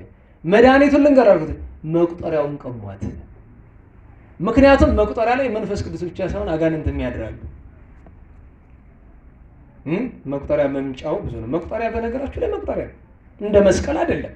መቁጠሪያና ጭራ በተፈጥሯቸው የተቀደሱ አይደለም። ወይ እንደ አቡነ ገብረ እንድርያስ ያለ ገዳም ሲገኝ እዛው የጻድቁ ጸሎት የቀደሰው ውሃ ውስጥ የሚወጣ መቁጠሪያ ይገኛል፣ ጸበል ውስጥ የሚወጣ ካልሆነ መቁጠሪያ፣ ጭራ፣ መቋሚያ በራሳቸው የተቀደሱ የሚፈውሱ ነገሮች አይደሉም። ቅዱስ ጴጥሮስ ጥላው ይፈውስ ነበር አይደለም? እንዴት ዋላችሁ? ጥላው ይፈውሳል? አይፈውስም። ጥላ እንዴት ብሎ ይፈውሳል? የጴጥሮስ ስለሆነ እንጂ ያንተ ጥላ እንዲያውም ሌላ ኮተት ነው የሚያመጣ። አሁን ይሄ አሁን የኔ ካባይ ይሄ ምንድን ነው የሚባል ሰው ምንድን ነው ኩታ ነው የሚባል ይሄ ኩታውን ይፈውሳል ወይ መፈውስ? የቅዱስ ጳውሎስ ሰበን ግን ይፈውስ ነበረ። ለምን? ቅዱሳን ቅድስና ሲሰሩ ነፍሳቸው ትቀድሳለች። የነፍሳቸው ለስጋቸው፣ የስጋቸው ለልብሳቸው፣ ለጭራቸው፣ ለመቋሚያቸው፣ ለመቁጠሪያቸው፣ ለጥላቸው ይተርፋል እንጂ በተፈጥሮ በራሱ መቁጠሪያ በተፈጥሮ ያን ማድረግ የሚችላል። ገበያ ተገዝቶ የሚፈውስ መቁጠሪያ የለም። ይሄ በጣም የተጋነነ ስህተት ነው። ሁለተኛ የተጋነነ ስህተት ደግሞ እቺ ልጅ እስኪ ስሙልኝ እንደው ምን እያለች ነው የምትቆጥረው? እኔ በነገራችሁ ላይ በጣም ማዝነው እንኳን እናንተ በከተማ ያላችሁት አንዳንድ በገዳም በቤተክርስቲያን የሚያሉ ደህና የምትሏቸው መነኮሳት እንኳን ማለት ነው ሲቆጥሩ ዝም ብሎ የሚያወርዱት ጠብ ያደርጉታል። ስሙ ምንድን ነው? እንዴት ዋላችሁ? ምንድን ነው የሚባለው ስሙ? መቁጠሪያ። ታዲያ ስራው ምንድን ነው? ለመቁጠር። ለምሳሌ 64 ከሆነ መቁጠሪያው 64 ጊዜ አቡነ ዘበሰማያት መላልሶ ለመድገም 64 ጊዜ ጸሎተ ማርያምና አቡነ ዘበሰማያት የምትደግሙ አላችሁ? አቅሙ አላችሁ? በየቀኑ ጧት ማታ የሚቆጠር ጸሎት ከሌለ መቁጠሪያ አያስፈልግም። የሚቆጠር ጸሎት ይኑር። መጀመሪያ ቁጥር እንዳይሳሳት እኮ ነው የተፈለገ። እግረ መንገዱን ደግሞ ጸጋ እግዚአብሔር ላደረባቸው እያንዳንዷ የዚያች መሀል ላይ ያለችው ቅርጿ ጠብ ስትል የምትሰማው ድምፅ የክርስቶስን የደም ጠብታ ለማሰብ ያገለግላል። ሌላም ያገለግላል። ግን ያለ አቅማችሁ አትንጠራሩ። ደርሳችሁ መቁጠሪያ ቆጣሪ አትሆኑ። ካላችሁ ደግሞ በስርዓት ቁጠሩበት። ለምን ብትሉ መቁጠሪያ ጸሎት የሚጸልይ ሰው ጸላኤ ሰናያት እነዚያ ቅዱሳን ትዝ ስለሚሉት ይበሳጫል። ከዛ በኋላ ቻለው አላቅማችን አናድርገው እና የመቁጠሪያ ታሪክ ከአዳምና ከሔዋን ጋር የተያያዘ ነው። እነርሱ ግን በዚህ በእንጨት መቁጠሪያ አይደለም የሚቆጥሩ የነበረ እግዚአብሔር በጸጋ የሰጣቸውና የማይፋለስበት መንፈሳዊ መቁጠሪያ ነበራቸው። ያን እየቆጠሩ ከመላእክት ጋር እያመሰግኑ ነበር የኖሩት። ከዚያ ገባ ቀትር ላይ 6 ሰዓት ላይ በሀከ አዳም ንጉሠ ሰማያት ወምድር፣ የሰማይ የምድር ንጉሥ አዳም ቸራለህ አለው። ጸሎት እያደረገ ነው። ቀናም ብሎ አላየውም። ምን አለው? ፍልጥ አርዌ፣ በሴት አንቀጽ ከሆነ ፍልጢ አርዌ፣ እባብ ሰይጣንን አላየውም። በሱ እንዳደረ ለይተህ ተናገር፣ የሰማይና የምድር ንጉሥ አይደለሁም እኔ የምድር ብቻ ነኝ፣ የሰማዩ እግዚአብሔር ነው፣ ዞር በልልኛል። ሄደ፣ አሸነፈ። አባታችን አዳም እኮ አሸንፏል። የተሸነፈው አላለ፣ ሄደ። እናታችን ሔዋን በዚያች የጸሎት ሰዓት ቀትር ላይ እጇን እያፍተለተለች ቁጭ ብላ ነበር። ስራ ፈለታ በሀኪ ሔዋን ንግሥተ ሰማያት ወምድር፣ የሰማይ ምድር ንግሥት ሔዋን ቸራለሽ አላት። ደስ አላት፣ መለሰችለት። ከዚያ ከወሬ ብዛት ጠየቃት። እግዚአብሔር ምን ፈቀደ ምን ከለከለ አላት። የፈቀደ ሁሉን የከለከለ ጸበለስን። ለምን? አይ ተመቅኝቶን አይደለም እኮ ያንን ስንበላ ስለምንሞት ነው አለችው። አይ ልትሞቱ አይደለም፣ ብትበሉ እንደሱ አምላክ ስለምትሆኑ ነው። እውነት ግን ነው? አዎ አላት። ቀና ብላ አየቻት ጸበለስን። ጌታ ምን አለ? በማቴዎስ ወንጌል ምዕራፍ 5 ላይ ሴትን በዓይኑ አይቶ የተመኘ ሁሉ ምን አደረገ? አመነዘረ። እናታችን ሔዋን አይታት የማታውቀውን ዕፀ በለስ እንዲሁ ልብ ብላ የማታያትን ብታያት አፍተዋ ከመትብላ ይላል። ስታያት እንዴት ታምራለች! ዛሬ በመንገድ ስታልፉ ብርቱካን፣ ሎሚ፣ ሙዝ፣ መንደሪን እና አፕል ብታዩ አይናችሁን በጣም የሚስበው የትኛው ነው? እንዴት ዋላችሁ? የትኛው ነው በጣም የሚስብ? አፕሉ ነው። ይታወቃል። በተለይ ቀይ ከሆነ ይስባል። ለዚያውም ደግሞ እኮ ውድ ነው አይደል? አንዱ ፍሬ 25 ብር እያሉ ለምንም አይቀር። ማነው 25 ብር ገዝቶ አንድ ፍሬ የሚበላ? የሚገርባችሁ የእውነቴን ነው። እኔ ስኖር አፕል ገዝቼ አላውቅም፣ ግን በጣም ብዙ ጊዜ በልቻለሁ። ለምን? የደላው እያመጣ አዎ ያምጣ አይደለው እኔ ምን ገብ ናገር እበላለታለሁ። እኔ ግን ገዝቼ አልበላም። ለምን በሉ? 1 ኪሎ 125 ብር ገዝቼ መንገድ ላይ ነዳያንን ባያቸው እግዚአብሔር በመብረቅ ነው የሚመታኝ። እኔ ምን ሊያደርግ 125 ብር የተገዛ አፕል አንተ ጮሮ መድኃኒዓለም እንዲያው የእውነቴን ነው። ግን ዞሮ ዞሮ ጥፋተኛ ነኝ የተገዛ ብልቻለሁ እና የተገዛው ምን ላድርገው? መብላት ነው እንጂ እና ደስ አሰኛት። ከዛ ቆረጥ አድርጋ ለራሷ በላች፣ ለአዳምም አጎረሰችው። ያን ጊዜ ብርሃናቸው ተገፈፈ፣ ጸጋቸው ለቀቀ ከነሱ፣ ራቁታቸው ነው። ታሪኩ ሰፊ ነው። ከዚህ በኋላ አጠራ ያጠራ ነገር ልንገራችሁ። ከዚያ ፍና ሰርክ ከ9 እስከ 12 ባለው መልአከ እግዚአብሔር መጥቶ መጀመሪያ እግዚአብሔር ወርዶ አነጋገራቸው። ለምን አለ? አዳም አባታችን በሔዋን ሲያመካኝ፣ ሔዋን በእባብ፣ እባብ በሰይጣን ሲያመካኙ ሁሉም ተፈረደባቸው። ከፍርዱ በኋላ ውጡ ተባሉ። አይግሩ ዓለም እንዲያው ስታስቡት በዚህ ዘመን ዲፖርት ማድረግ አለ። አሜሪካ ዲፖርት አድርጋለች፣ ከሀገር ታባረራለች። ያም እንደ ጭንቅ ይቆጠራል አይደል? አይ ከአሜሪካ ወደ ኢትዮጵያ ዲፖርት ብትደረግ እኮ ከሲኦል ወደ ገነት እንደመምጣት ነው። ለምን ታዝናለህ? አያሳዝንም በእውነቱ። ብዙ ሰው ግን ዲፖርት ላለመደረግ ነው የሚያስበው። እና ከዚያ እያለቀሱ ራቁታቸውን የበለስ ቅጠል ሸፍነው ሄዱ። ብዙ ነገር አለው ኖሩ። ከዚያ በኋላ ለቅሶ ነው፣ ሀዘን ነው። ከታሪክ ሁሉ ግን የሚገርመኝን ነገር ልንገራቸው። አባታችን አዳም እንዲያው ሰይጣን ብዙ ፈትኖታልና ኋላ መጥቶት በሌላ ጊዜ እንተርከዋለን። ደሙን ከወይን ፍሬ ጋር አድርገው መስዋዕት ሲያቀርብ ጌታ ተናገረው፣ ዓለም በአንተ ደም አይድንም፣ ተረግመሃል። ዓለም የሚድነው በልጅ ደም ነው። ስለዚህ በሐሙስ ዕለት ወበመንፈቀ ዕለት ትወለድ ሞለት ወለትከ ወድኅቅ ውስተ መርኅብከ እትቤዘወከ በመስቀል በሞቴ ብሎ ተስፋ ሰጠው። ከ5 ቀን ተኩል በኋላ ከሴት የልጅ ልጅ ተወልጄ በመድረክ ድኬ አድንሃለሁ ብሎ አለው።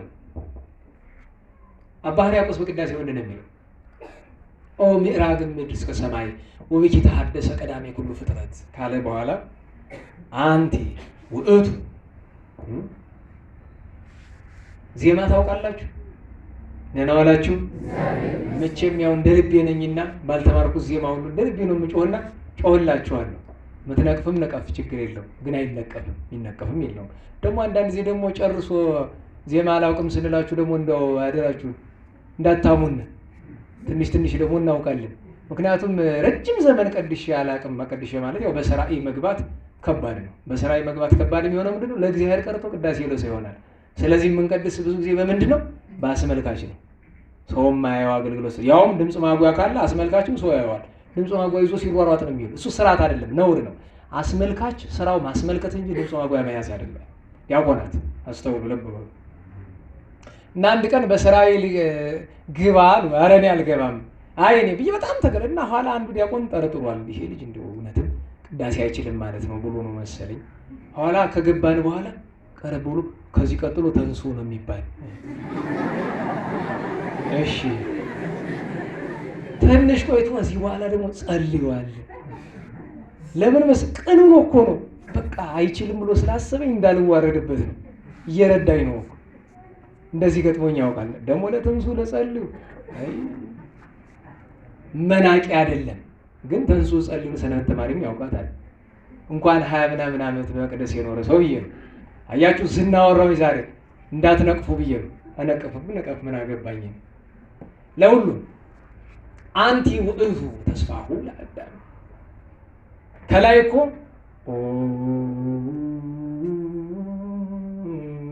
ምዕራግ እምድር እስከ ሰማይ ወብኪ ተሐደሰ ቀዳሜ ኩሉ ፍጥረት እዝል ነው።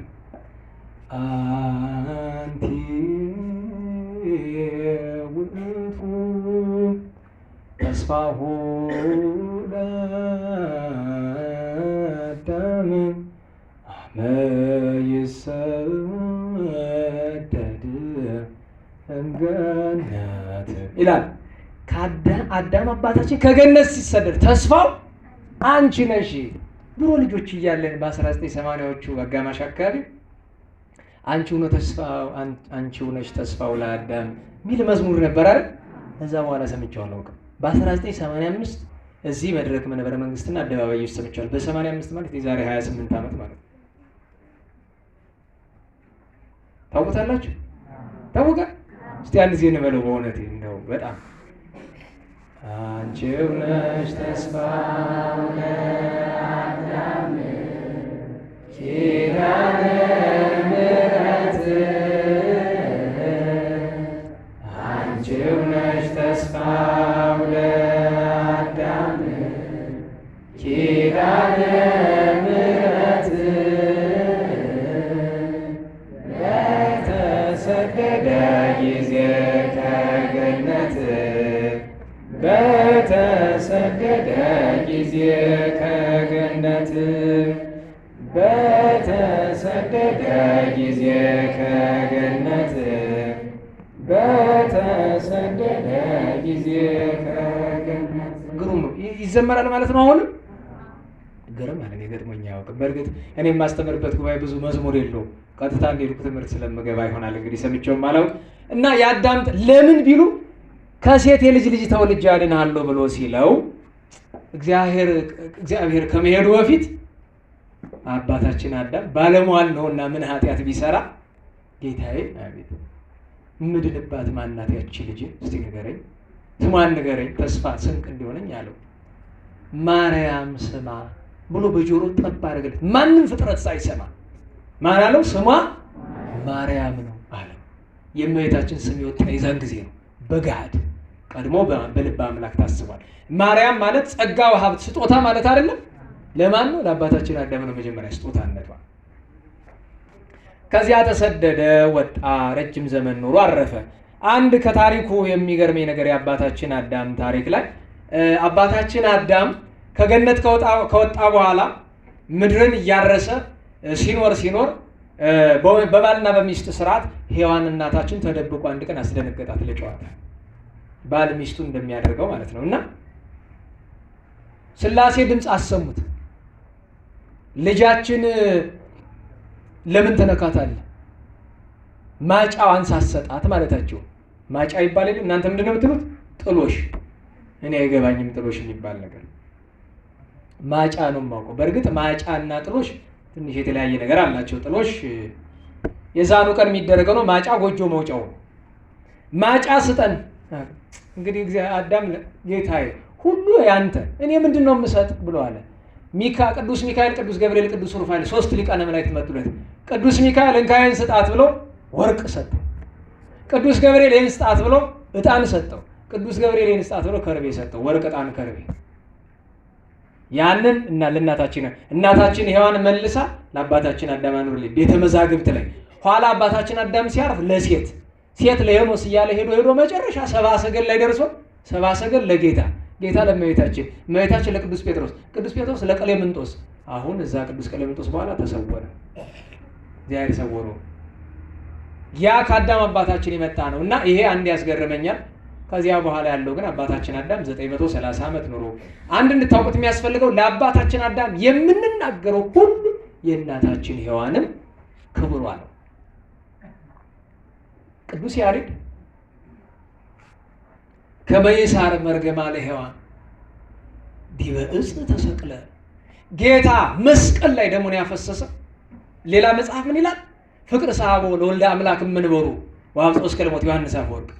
ወልደ እግዚአብሔርን ከዙፋኑ የሳበው የአዳም ፍቅር ነው። የአዳም ንስሐ ነው። የአባታችን አዳም ንስሐ ነው። ጌታ ደሙን ያፈሰሰ ለእናታችን ቅድስት ሔዋን ነው። የእሷን መርገም ይሽር ዘንድ ነው ጌታ የተሰቀለ። የአዳምና ሔዋን ክብራቸውን ሳምንት ነግሬያቸዋለሁ። ቅዱስ ኤፍሬም ሶርያዊ አይቷቸው ገርሞት ኃጢአት ከበዛች ዘንድ የእግዚአብሔር ጸጋ ለካ ይበዛል ብሎ። ምክንያቱም አንድ ነገር ተረዱ። ሁሉ ቅዱሳን አለቃ አላቸው። ሰማዕታት በቅዱስ ጊዮርጊስ እያለ እነ ቅዱስ ሙሴ ሊቀ ነቢያትን ይዞ አባታችን አዳም ከሁሉ ቅዱሳን በላይ ክብሩ።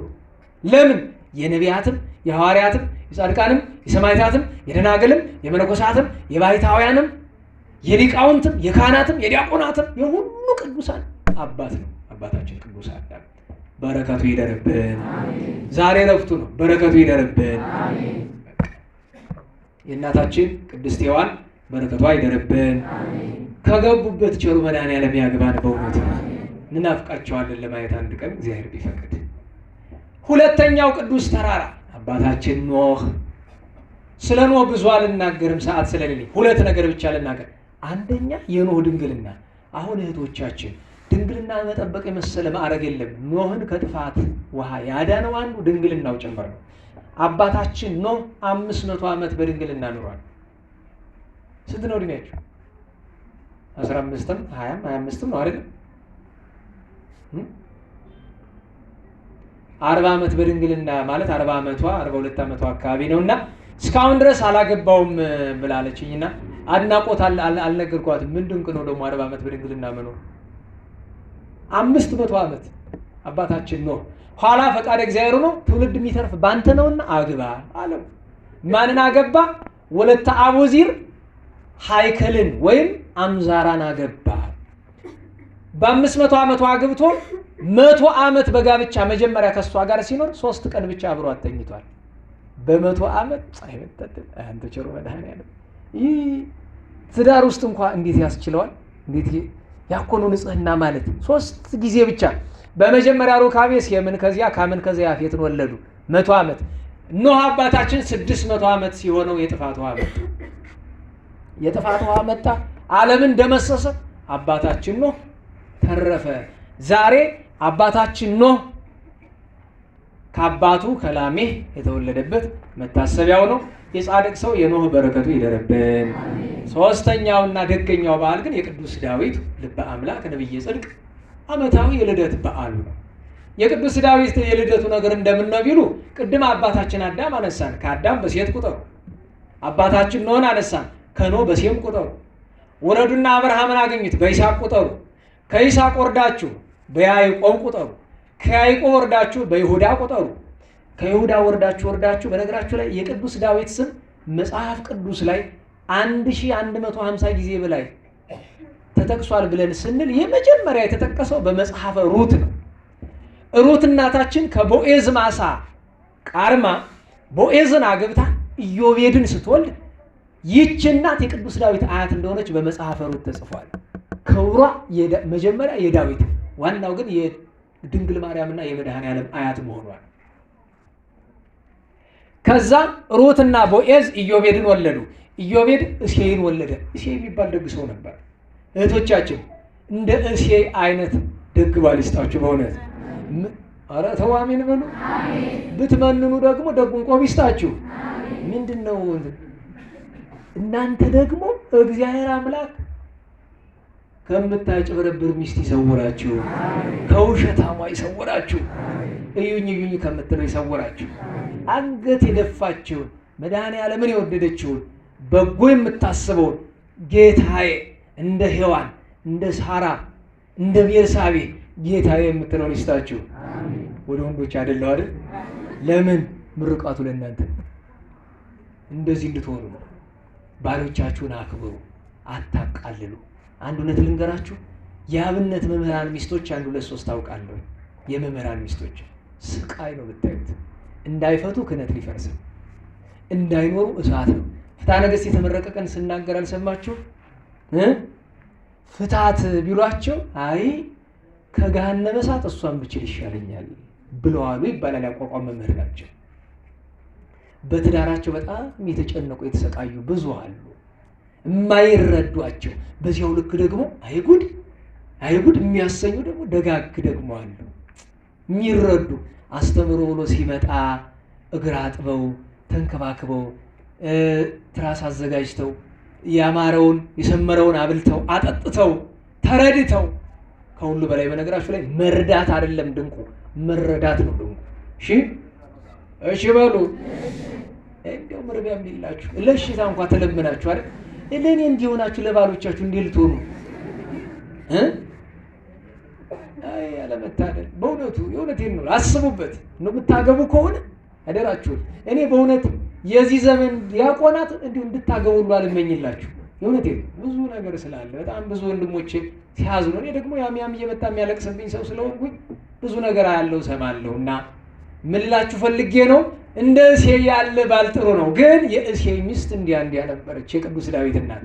መዝሙረ ዳዊት ምዕራፍ 50 ቁጥር 5 ላይ ስመናው በኃጢአት ተጸነስኩ፣ እነሆ በኃጢአት ተጸነስኩ፣ ወበአመፃ ወለደትኒ እሜ፣ እናቴም በአመፃ ወለደችኝ አለ። ለምን ቢሉ ምስጢሩ ሌላ ነው። እናቴ ሔዋን ኃጢአትን በሐልዮ ጸንሳ በነቢብ ወልዳ በገቢር በምታሳድግበት ሔዋንን ሳይሆን በብሉይ ኪዳን የነበሩ ሰዎችን ነው።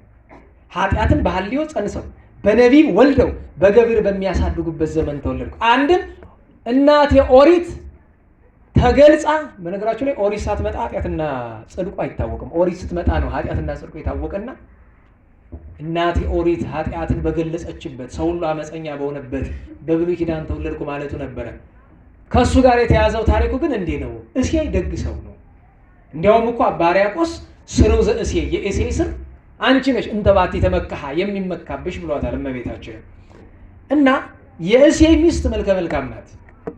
እና ከጎረቤት አንድ ጎልማሳ በዓይኑ ሲፈቅዳት ተመለከተ። ኋላም ሐሜት ሰማ እና እስቲ ሊፈትናት። በነገራችሁ ላይ ሊቃውንት ምን ይላሉ? ሰው አትፈትኑ፣ በክፉ አትፈትኑ። ሞክሬያለሁኝ እኔ።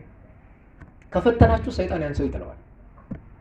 እንዲያው ትታመን ይሆን ብላችሁ አሁን አለ አይደለም አንዱ ልጅ እንዲያው ትታመን እስኪ ጓደኛውን ምን ይላል? እስኪ የምትታመን ከሆነ እስቲ ሚስቴን አለ አይደለም እሺ የምትል ከሆነ እንዲያው አንተ መልክ ገንዘብ ያለው ነው። ሄደ ተታለለች። ማን ተጎዳ? ላኪው። አትፈትኑ። የእውነቴን ነው። እኔ በፊት እፈትን ነበረ ብዙ ልጆች እዚህ አገልጋይ ነበሩት። እንዲያው ሞትላለ ምናምን የሚሉትን ፈትናቸዋለሁ፣ ይወድቃሉ። በዛ ምክንያት አርቄያቸው ቀርቻለሁ። ግን ስተቱ የነሱ አልነበረም፣ የኔ ነው። መፈተን አለ። ምክንያቱም ፈትነ ነው የሚያልፍ እግዚአብሔር ያደረበት ሰው ካልሆነ ሌላ አይገኝም። ከባድ ነው። እና ልፈትናት አለ። ለምን? አይኑ ያየው ነገር ስላለ። ግን ሲፈትናት በሌላ እንዳይመስላችሁ ሩቅ መንገድ ልሄድ ነው ስንቅ አዘጋጅልኝ አላት። አዘጋጀችለት። ማታ ስንቁን ይዞ ሄደና ሊመሽ ሲል ያን ጎልማሳ መስሎ ልብሱን ቀያይሮ መጣ። ሳትከራከር ተቀበለችው። አብረው ተኝተው አደሩ። የቅዱስ ዳዊት እናት ሁለት ስም አላት። አንደኛው ስሟ በቤተ ጉባኤ ሁብሊ ይሏታል እና በሌላም ይጠሯታል። ይህች ሴት አብራ ያደረችው ከቅዱስ እሴይ ጋር ነው። በህሊናዋ ነው የምላችሁ፣ በአካል ከእሴይ ጋር ነው። በህሊናዋ ግን ከማን ጋር ነው ያደረችው? ከጎረቤቷ ጎልማሳ ጋር ነው። እና በዚያች ሌሊት ማን ተጸነሰ? ቅዱስ ዳዊት። አያችሁ፣ የወላጅ ሕገወጥ እንጂ የልጅ ሕገወጥ የለውም። በዝሙት ተወልዶ የተቀደሰ ሕይወት የሚመሩ አሉ። እግዚአብሔር በእናት አባት ኃጢአት በተለይ በአዲስ ኪዳን ልጅን አይቀጣም። በእርግጥ አንዳንዴ ዕዳ ሊሸከም ይችላል። ለዚያ ነው እንዲህ ብሎ አለ፣ ተጸነሰ ተወለደ ቅዱስ ዳዊት። ዛሬ ስለ ቅዱስ ዳዊት ዛሬ ልደቱ ነው። ሚያዝያ 6 ቀን አብይ ልደቱ ነው። ዛሬ እንኳን አደረሰ ያለኝ ሰው በጣም ጥቂት ነው። ዛሬ ስጣችሁ ቀረባችሁ። ቅድም ጸሎት ላይ ስማቸውን በዝርዝር የጠራሁት እንኳን አደረሰ ያሉኝ ናቸው። ምን ታረገዋለህ እንግዲህ ለወደፊት ማለት ነው። እሱ ብቻ እንዳይመስላችሁ ረድኤቱ የሚገኝበት ሌላ ስም የሚጠራበት ቦታ አለ። ቀረባችሁ እንኳን አደረሰ በሉ። አሁን እንኳን አብሮ አደረሰን። ጸጋውን ክብሩን ያድላችሁ። ቅዱስ ዳዊት ካደረበት ያሳደራችሁ። በገጹ በደጁ በረድኤቱ በሀብቱ ያገናኘን። ለቅዱስ ዳዊት አንድ ሁለት ልበልና ልጨርስ። የቅዱስ ዳዊት ከሚያስገርሙ ነገሮች አንዱ ዛሬ ደጋግመን የጸለይናት ዳዊት ዘነግሠ ለእስራኤል ሐሙስ ውዳሴ ማርያም። ለእስራኤል የነገሰ ዳዊት አመ የተነሱ ላዕሌሁ ዕልዋን፣ ጠላቶቹ በተነሱበት ጊዜ ፈተወ ይስታይ ማየ ማዘግተ ቤተልሔም። ቅዱስ ዳዊት ታሞ ተኛ። ደጉ ሰው ተኛ ታሞ። ኋላ ምን ይሰማል? ፍልስጤማውያን። የሚገርማቸው ነገር ዛሬ ቤተልሔም የት ውስጥ ነው ያለችው? ፍልስጤም አይደል? ቤተልሔም ጥንት ወርሰዋታል። ኢሎፍላውያን እኮ ያው እነሱ ናቸው። ኢሎፍላውያን ሄደው ቤተልሔምን ወረሯት። ሰማ። ወይኔ ዳዊት። ቅዱስ ዳዊት ያው 7 ሀብታት አሉት። አንዱ ሀብተ መዊዕ ነው፣ ድል አይነሳም። እኔ ታመም የመተኛት አይቱ እንዲያደርጉ ብሎ የወንዶችን ልቦና ለመፈተሽ ምን አለ?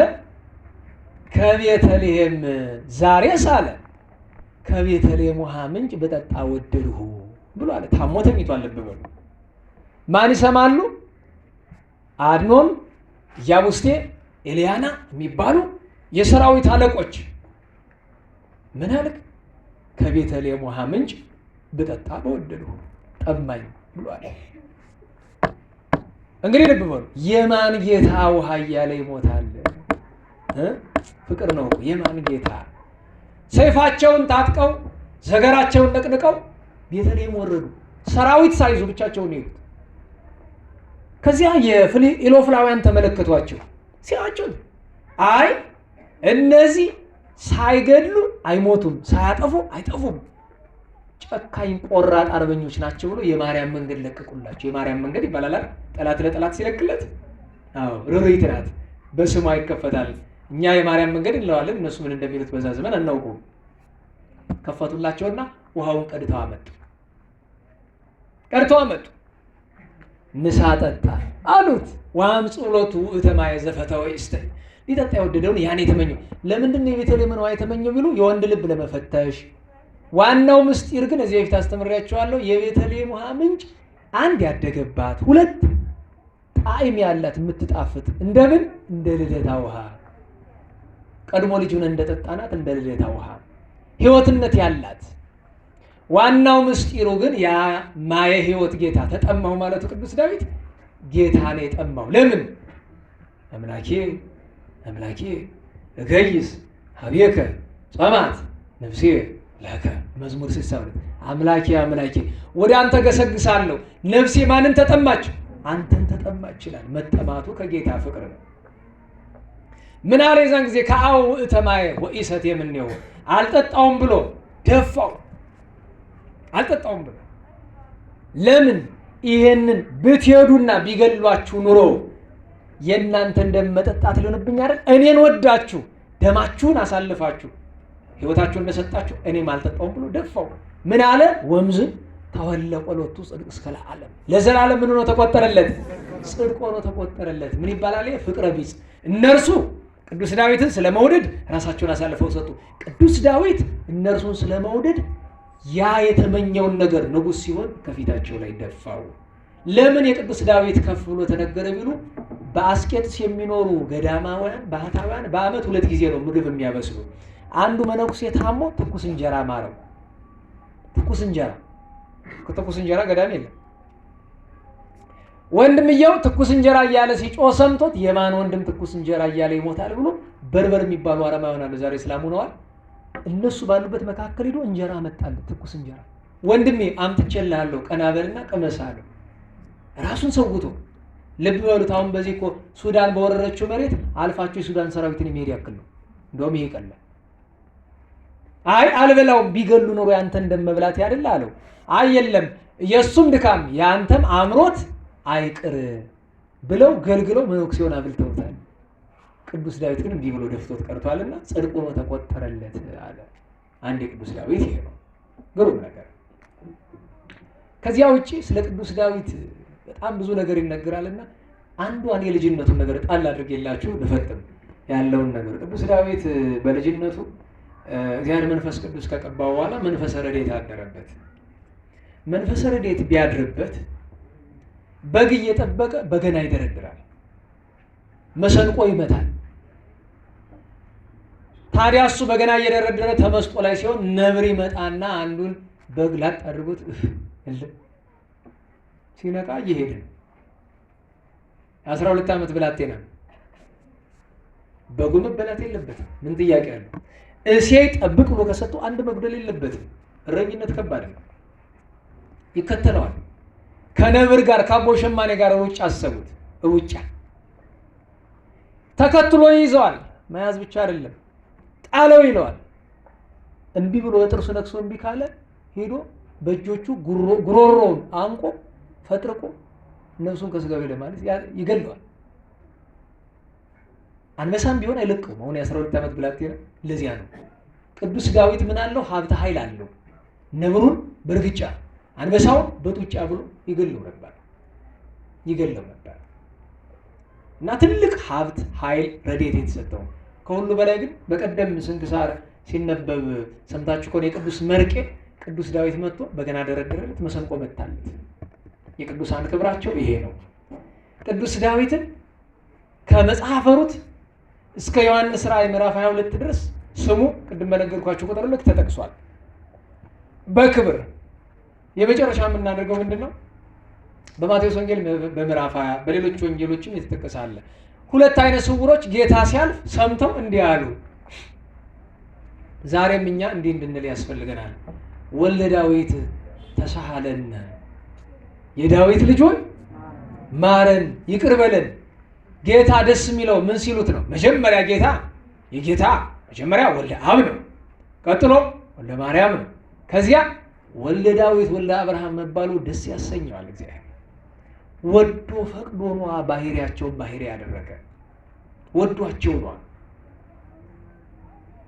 እና እኛ ምን እንላለን?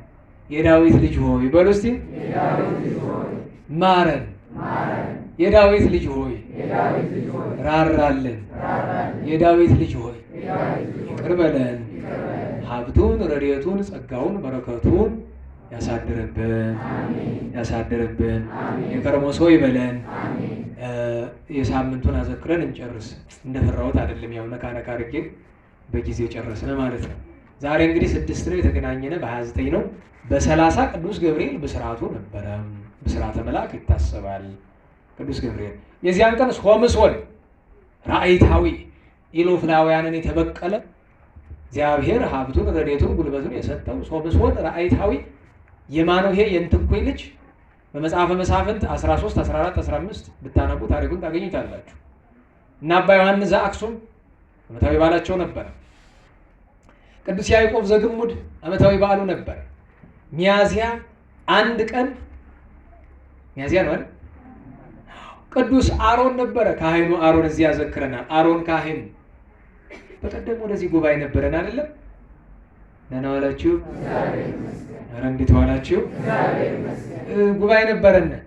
የአሮንን እዚያኛው አንስተን እዚህ ደግሞ አባ ስልዋኖስን እንደው እናንሳቸው። ስራ ስላለመፍታት ነው። ግን ከሱ የሚቀድም አንድ ነገር አለ። አባ ስልዋኖስ በጣም ያለቅሳሉ ሁልጊዜ በጣም እና ምስጢሩን አይናገሩም። በአይናቸውን በቆባቸው ሸፍነው ነው የሚያለቅሰው። አባ ስልዋኖስ ማለት የአባ መቃርስ ደቀ መዝሙር ናቸው። አባ በፍኑትዮስና አባ ስልዋኖስ የአባ መቃርስ ተማሪዎች ናቸው። እና እሳቸው ካረፉ በኋላ በመኔት ሆነው ተሾመው ያገለግሉ ነበር። ደብረ አባ መቃርስ ብዙ ስለሆነ በአንዱ ተሾመውና ሁሌ ያለቅሳሉ። ከዚያ ከለቅሷቸው በፊት ግን ቀና ብሎ ሰማይ ሰማይ ያሉ አባታችን ምን እያዩ ነው? ምንም ምስጢር ላለመናገር። አሁን እዚህ አይናችን እንዲያው እዚህ እንዲያው አንድ የማይታይ ነገር አይናችሁ ቢያይመችም እንዴት ነው? አያስችልንም አይደል? በግድ ብለው ሲያምሏቸው ምን አሉ? ልጆች ወደ ሰማይ አይኖችን ስገልጥ 7ቱ ሰማያት ተከፍተው ያለው እግዚአብሔር በዙፋኑ ተቀምጦ ሲፈርድ ያለው መነኮሳትን አገልጋዮችን በጎ መስሎ በዓለም የሚታዩትን ሁሉ እየሰበሰበ ሲኦል ይጥላቸዋል። በዓለም የሚኖሩ በጋብቻ የሚኖሩ ኃጢአተኛ መስሎ የሚታዩትን ገነት ይከታቸዋል። ታዲያ እኔ ያላለቀስኩ ማን ያልቀስ ይላሉ። ለዚያ ነው ሰዎች ሲያመሰግኑ ወዮልህ አይቸሩ መድኃኔዓለም ይማረን። በተለይ መድረክ ላይ የምንቆም ሰዎች ስለ ራሴ በተናገርኳቸው ኃይለ ቃላት ሁሉ በዘመን ሁሉ በጣም ያስፈራሉ። በጣም ቆሻሾች ስንሆን መድረክ ላይ ቁመን በጎ ለመምሰል ስለምንሞክርኛ በተለይ መድረክ ላይ የምንቆም ሰዎች በጣም አንዳንዶቹ ባህታዊ አጥማቂ ምናምን ተብሎ ለመፍረድ አይደለም። ግን ከሰሞኑ እዚያ መምህር ዘመድኩን ጋር ጠብ የገቡት ሰው ለካ በዚህ ልክ ይዋረዳል፣ በዚህ ልክ ይወርዳል። ፌስቡክ ላይ ጠዋት ማታ ገብቶ እሱ ጋር ጦርነት ጭቅጭቅ። አቤት አቤት! የልጅ አገረዳው ታታ አውራ መንገድ ላይ ተኝታ ተነሽ ብሏት ምን ነው ያለማፈር ነው? አባቶቻችን አለማፈር እኮ ሰው እንዴት አያፍርም? በፊት ሳላገባ እንደዚህ ወልጃለሁ፣ አሁንም እንደዚህ አግብቼ ወልጃለሁ፣ እንደዛ አለማፈር። ለምን መሰላችሁ? ብዙ ጊዜ ስናገር እኔ የዘመድኩን ጠበቃ አድርጋችሁ ተወስዱኛላችሁ። እኔ የዘመድኩን ጠበቃ አይደለሁም። ሀገር ሰላም ቢሆን በብዙ እጣላው ነበር። እኔ እጣላው ነበር። በስርዓተ ቤተክርስቲያን እጣላው ነበር። ግን የእርሱ ጩኸት በጣም ያስፈልጋል። እግዚአብሔር እንዲጮሁ ካደረጋችሁ ሰዎች አንዱ ነው ብዬ ስለማምን ነው እንጂ ከኔ ሺህ ነገር የሚነቀፍ እንዳለው ሁሉ ከሱ የሚነቀፍ ነገር ጠፍቶ አይደለም። ጠበቃው አይደለም። እኔ ጥብቅና ለቤተክርስቲያን የሚጮህላት ሁሉ ወዳጅ ነው፣ ሌላ አይደለም። እና እሱን ያዋረዱ መስሏቸው የጎዳና ተዳዳሪ ስቆጥረው በአንድ ሰዓት ውስጥ እርግጠኛ ነኝ 20 ምናምን ጊዜ የጎዳና ተዳዳሪ። እኔ እኮ ደህና ሰውም አይደለም የጎዳና ተዳዳሪ እኮ። እንዴት ዋላችሁ? የጎዳና ተዳዳሪ ችግር አለው መሆን? ኃጢአት ነው? ነውር ነው? ይሄ እኮ ቆሻሻ አስተሳሰብ ነው። በነገራችሁ ላይ ጎዳና ተዳዳሪ ማለት መኖሪያ ቤት የሌለው ማለት አይደለም። ንገሩኝ እንጂ ቸሩ መድኃኔዓለም መኖሪያ ቤት ነበረው አልነበረውም? የት ነው የሚያድር? ኤሎን የሚባል ዋሻ ጎዳና ላይ። ተው እንጂ ነውር አይደለም። ሰው እንደዚህ ይቆሽሻል አስተሳሰቡ። እና ሰው የገዛ ክብሩን ለመጠበቅ ዩቲዩብ ላይ ተገትሮ፣ ፌስቡክ ላይ ተገትሮ ደግሞ የኛ አይበቃ፣ የኛ የነውረኞቹ አይበቃ። ያሳፍራል፣ በእውነት ያሳፍራል። እኔ በጣም ገርሞኝ እኮ ይሄ ሰውዬ ትንቢት እናገራለሁ 7 ሚሊዮን ሰው ይታረዳል ምናምን የሚል ሰውዬ ስለሆነ ነው እንጂ መናገር አልፈለኩም። 50 ትንቢት ተናግሬ 50ውም ተፈጽሟል፣ በመጽሐፍ ጽፌላችኋለሁ። ይሄንን የሚል ጋኔን ብቻ ነው። ደህና ዋላችሁ። ጸላኤ ሰናያት ነው ይሄንን የሚል ስጋ ለብሶ ሰውየውን ተዋህዶታል መሰለኝ። ትንቢት ያልተናገረ ተፈጽሟል ጻፉት፣ ተጽፏል፣ ገዝታችሁ አንብቡ። አይ ሰውየውንም እኛንም ለንስሐ ሞት ያብቃን። አዎ ቅዱስ ጳውሎስ ሆኗል። ኃጢአተኞችማ እኛ ነን፣ ምንተቸው ግን ስለ ቤተክርስቲያን ክብር ነው ማወቅ አለብን። እና በሰው ፊት የተመሰገነ ሁሉ በእግዚአብሔር ፊት የተዋረደ ነው። በእግዚአብሔር ፊት ከመዋረድ ይሰውረን በእውነት። እና አባ ስልዋኖስ በገዳማቸው ቁጭ ብሎ ሳለ አንድ እንግዳ መነኩሴ መጣና ገባ። ከዚያ መነኮሳት ስራ፣ በአባ ስልዋኖስ ገዳም ስራ መፍታት ክልክል ነው። ስራ አትፍቱ፣ መስራት፣ መጸለይ፣ ከዚያ ቂጣ ገዝቶ ያችን ቀማምሶ ራት ወይ ጥሬ ነገር በልቶ ለነዳያን የተረፈውን መጽቶ ወደ አዳር ጸሎት መግባት ነውና ለስራ ሲሯሯጡ አይ እነዚህ ለካ ዓለማውያን ናቸው መነኮሳት መስለውኝ ነበረ። መጽሐፍ እኮ ማረታ ትሰሪ ብዙሃ ህዳጥ ያክል ብሏል። እዚያስ ነጽሮ ያወፈ ሰማይ የሰማይ ወፎችን ተመልከቱ ተብሏል እኮ። እንደገና ደግሞ ተገበሩን ከሰ አኮ ለመብል አላፊ አላ ለመብል ዘይነበር ላይ ወዘል ዓለም ተብሏል እኮ እያለ ተቃቀሰ። መቼም ጴንጤና አላዋቂ ሰው ጦር መሳሪያ ምንድን ነው? ጥቅስ ነው። ጥቅስ አያድንም ሰው። በጥቅስ ውስጥ ያለ ህይወትና ምስጢር ነው የሚያድን። እና ተቃቀሰ፣ ነቀፋቸው። ስራ ስለሰሩ ሰርተው ስለበሉ መነኮሳት ናቸው በገዳም። አባ ስልዋኖስ ሲያዝ ከሱ ጆሮ ደረሰ፣ ሰማ። ልጆች አትመልሱለት፣ ዝም በሉ። ምን ይሻላል በሉ መጽሐፍ እሱ በአት ስጡትና ማደሪያ፣ ከዚያ መጽሐፍት ድርድሩለት። ምግብም ለምግብ የሚሆን ጥሬ ነገር እንዳታስቀምጡ፣ መጽሐፍ ብቻ ስጡት። ኋላ በሰርክ ሰዓት ምግብ ልትበሉ ስትሉ ደወል ይደውላል፣ የምግብ ደወል አለ። ደወል እንዳትደውሉ ተደብቃችሁ ብሎ አሏቸው። ተደብቀው በሉ። 9 ሰዓት ጀምሮ ቢጠሩኝ እያለ መጽሐፍ መግለጥ መሸፈን ብቅ ማለት ድምፅ የለም። ኋላ ምሽት አለ ሰርክ ላይ ተቃጠለ፣ በረሃ ነደዳ እንጀቱ። ሄዶ ደጅ ጸፋ። አባ አቤት ልጄ ተደሩኑ አሃው ወንድሞች መነኮሳት ራት በልተው ነው? እወ ተደሩ። አዎ በልተዋል። እንግዳ መሆን የጠፍቷችሁ ነው ነው ወይስ በገዳማችሁ እንግዳ ትወዱም ማለት ነው? ትታችሁኝ የበላችሁ ነው? አይ ወንድማችን አንተ መንፈሳዊ ነህ አትፈልገውም ብለን ነው። እኛ ስጋውያን ነን፣ ሰርተን ነው የምንበላ። እና አይመረ በዛቲ ሰዓት ከማአበሰ በቃሉ ባነጋገሩ እንደበደለ በዛች ሰዓት አወቀ ይላል። ባነጋገሩ በድሏል። አባቴ ይቅር በለኝ ብሎ ወደቀ። ልጄ አሉት። አቤት። ከማረታና ከማርያ ማረታ ትበልጣለች። እንደ ማረታ መስራት ነው የመጀመሪያው ትልቁ ነገር። በተለይ ለመነኮሳት እንደ ማርያ ቁጭ ብሎ ከመስማት እንደ ማረታ መስራት ነው የሚሻላቸው። አዎ። ስለዚህ ንስራ በከመሰራት ማረታ እንደደከመች እንደሰራች እንስራ። ማረታን ያስነቀፋት እኮ ውዳሴ ከንቱ፣ ማረታን ያስነቀፋት እኮ ጌታ ከፊቷ ስላለ አበርክትልኝ አለ ማለቷ ነው እንጂ መስራት አያስነቅፍም። እኔ እዚህ ቆሜ ከምለፈልፈው ዳቦ የሚያስተላልፍላቸው ደና የተሻለ ነው። አዳራሽ የሚጠርግ የተሻለ ነው። መስራት ነው ዋናው። ኋላ አንድ ጨመሩለት። መጽሐፍ ይላል የሰማይ ወፎችን ተመልከቱ አይዘሩ አያጭዱ ይላል አይደለም? አይልም ይላል። ይሄ ማለት አትስሩ ማለት ነው። ለምን እለይ ይዘርኡ ወያርሩ አለ እንጂ እለይ ይሰርሩ አላለም። ወፎች አይዘሩም አይደል? አያጭዱም። ግን ምን ይላሉ? እሱ እኮ ስራ ነው። ከጎጆቸው ማን ይቀልባቸዋል? ሰርተው ነው የሚበሉ። ወፎችም ባይዘሩም ባያጭዱም ሰርተው ነው የሚበሉ። ይሄን እንዲያስተውል አድርገውታል። የአባታችን የቅዱስ ስልዋኖስ የአባታችን የቅዱስ አሮን በረከታቸው ይደርብን። በሁለት አባታችን ቅዱስ ማቱሳላ ልደቱ ከማን ከሄኖክ፣ አባታችን ቅዱስ መላልኤል ልደቱ ከማን ከቃይናን ነበረ። ሌሎች በዓላትም ቅዱስ ክርስቶፎሮስ ከአንገቱ በላይ ውሻ መልክ የነበረው እዚህ በፊት ደጋግሜ ነግሬያቸዋለሁ። ለምን እንደሆነ ሀገረ ባርቶስ የነበረ ነው። እነሱ ለምን ውሻ እንደሆኑ ሰው ነበሩ። ከሰውነት ከአንገት በላይና ከጉልበት በታች ወደ ውሻነት ለምን እንደተቀየሩ ያው እዚህ በፊት ነግሬያቸዋለሁ። በኃጢአት ብዛት ጸላይ ሰናያት እያደሩባቸው መልካቸውን ሁሉ ቀይረውባቸዋል። ኋላ ግን አምነው ተጠምቀው ክብራቸው በሰማይ እንዲሆን ፊታቸው ውሻ ሆኖ እንዲቀር ሆነዋል። ግን ሰዎች ናቸው። ከነዚህ አንዱ ቅዱስ ክርስቶፎሮስ ነው። ክርስቶፎሮስ ማለት ለባሴ ክርስቶስ የለበሰ ክርስቶስ ያደረበት ማለት ነው።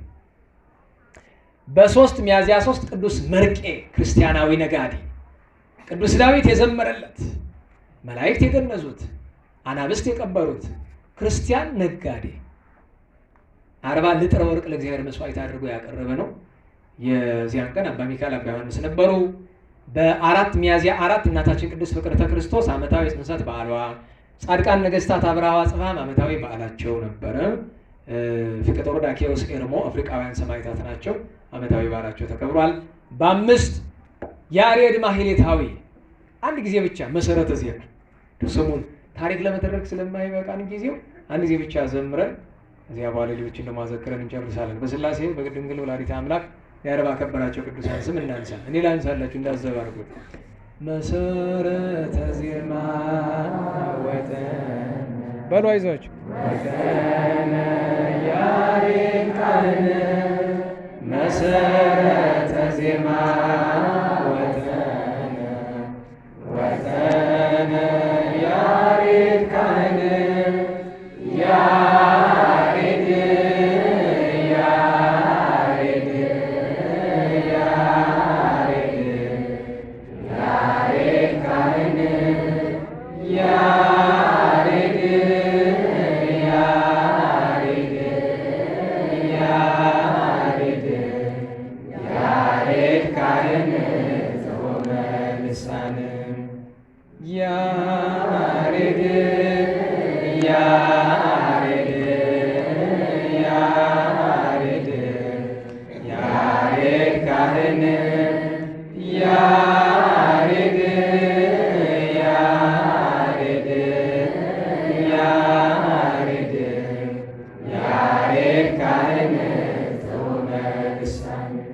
ያሬድ ካህን ጡመ ልሳን ሊቃውንት ካህናት በሰዓታት ሰአለነ አስተምር ለነ ሰአለነ ያሬድ ካህን ጡመ ልሳን መዘምር ዘበድርሳን ቀጥሎ እንዚራሃ ለቤተ ክርስቲያን በዚህ በመደበኛው ዜማ ያሬድ ካህን ያሬድ ጡመ ልሳን አንደበቴ የሚጣፍጥ መዘምር ዘበድርሳን ድርሳናትን ደርሶ የሚዘምር እንዚራሃ ለቤተ ክርስቲያን የቤተ ክርስቲያን በገና አንተ ነህ፣ አውታሯ አንተ ነህ። ልደቱ ከማን አባቱ አብድዩ ይባላል፣ ይስሐቅ ይባላል። እናቱ ክርስቲና ትባላለች፣ ታውክልያ ትባላለች። በ505 ዓመተ ምህረት ቅዱስ ያሬድ ሚያዝያ 5 ተወለደ ብለን እናስተምራለን። ነቢዩ ቅዱስ ሕዝቅኤል ደገኛው ነቢይ ቅዱስ ሕዝቅኤል ዓመታዊ በዓሉ በ5 ነበረ። ዛሬ እናታችን ቅድስት ማርያም ግብፃዊት ገዳማዊት እናታችን አባታችን ሐዋርያው ቅዱስ ቶማስ የጌታን ጎን የዳሰሰበት ዓመታዊ መታሰቢያ ነው። ካለን ሰዓት አንጻር የሚቀጥለውን ሳምንት እንናገርና እንጨርስ። ነገ 7 ነው።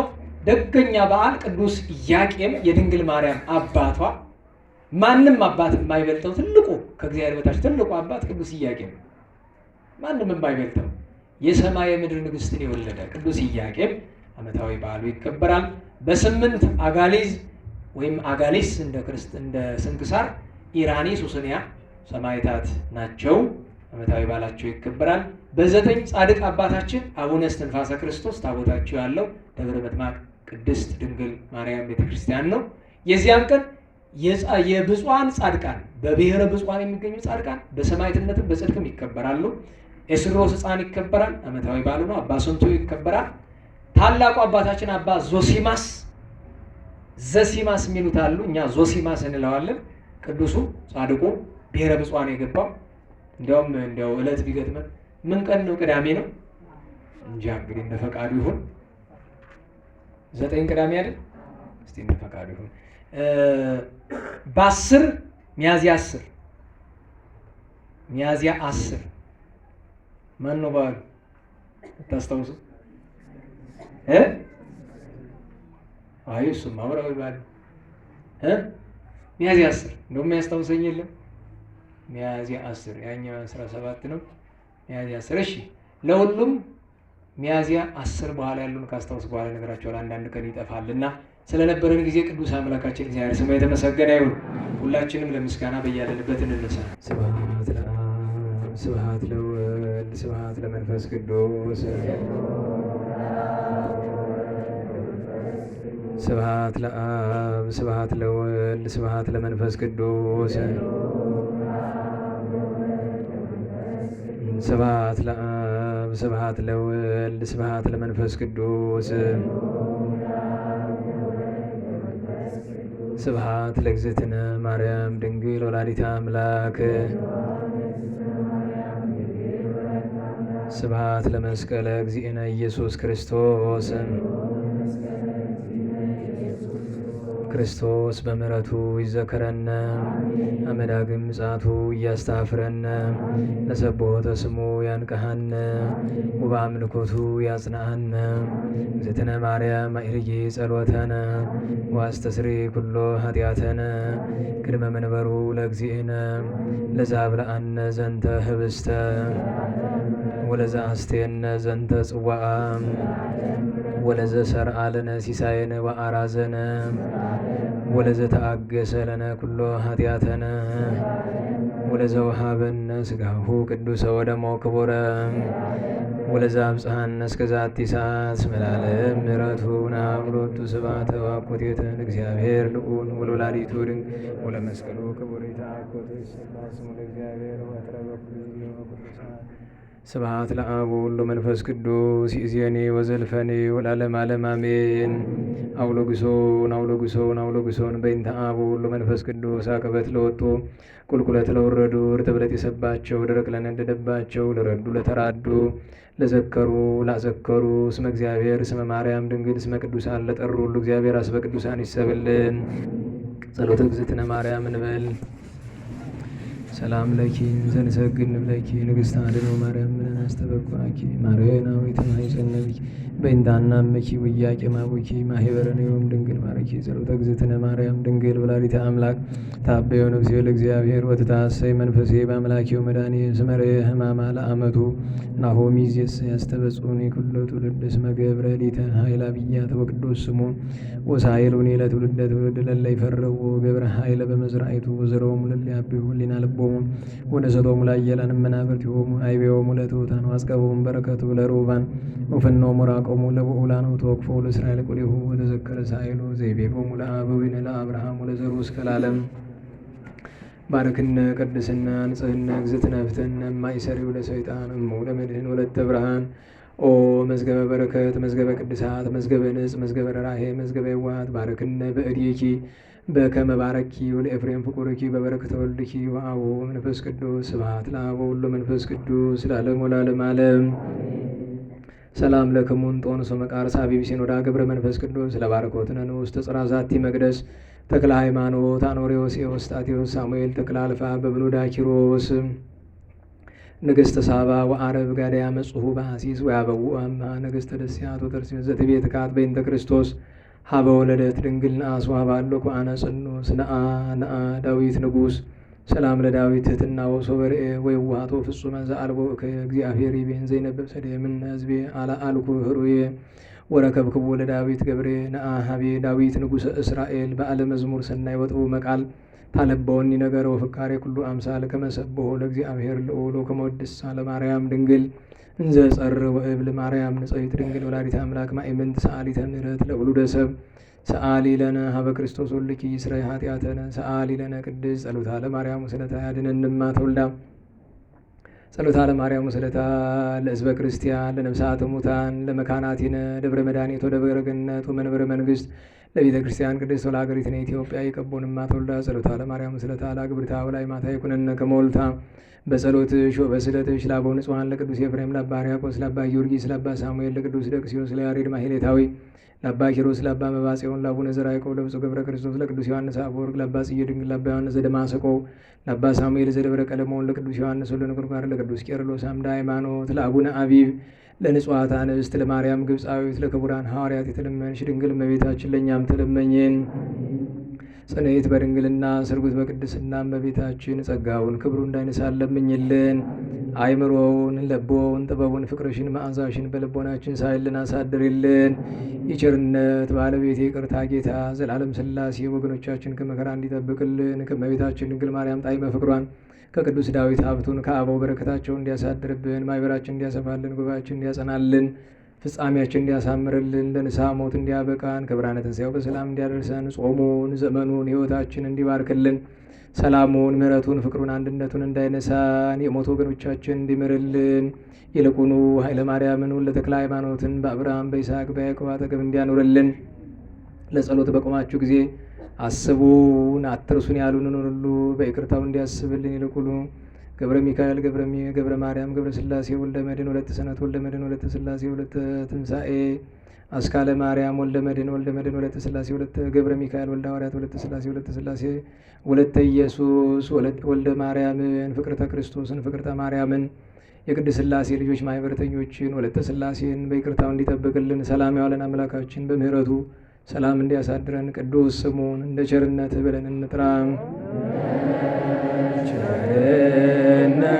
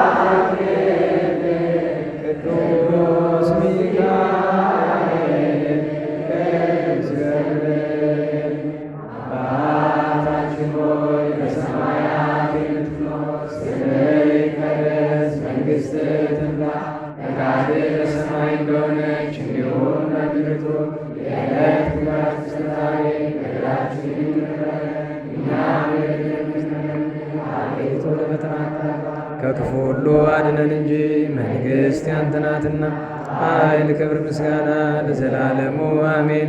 እመቤታችን ቅድስት ድንግል ማርያም በመልአኩ በቅዱስ ገብርኤል ሰላምታ ሰላም እንልሻለን። በሐሳብሽ ድንግል በሥጋሽም ድንግል የአሸናፊ እግዚአብሔር እናት ሰላምታ ለአንቺ ይገባሻል። ከሴቶች ሁሉ ተለይተሽ አንቺ ቡርክት ነሽ፣ የማኅፀንሽም ፍሬ ቡሩክ ነው። ጸጋን የተመላሽ ቅድስት ደስ ይበልሽ፣ ልዑል እግዚአብሔር ከአንቺ ጋር ነው። የተወደደ ልጅሽ ከጌታችን ከመድኃኒታችን ከኢየሱስ ክርስቶስ ይቅርታና ምሕረትን ለምኝልን ኃጢአታችንን ይቅር ይለን ዘንድ ለዘላለሙ አሜን። ክብር ምስጋና ይሁን አንድ አምላክ ለሆነ ለአብ ለወልድ ለመንፈስ ዛሬም።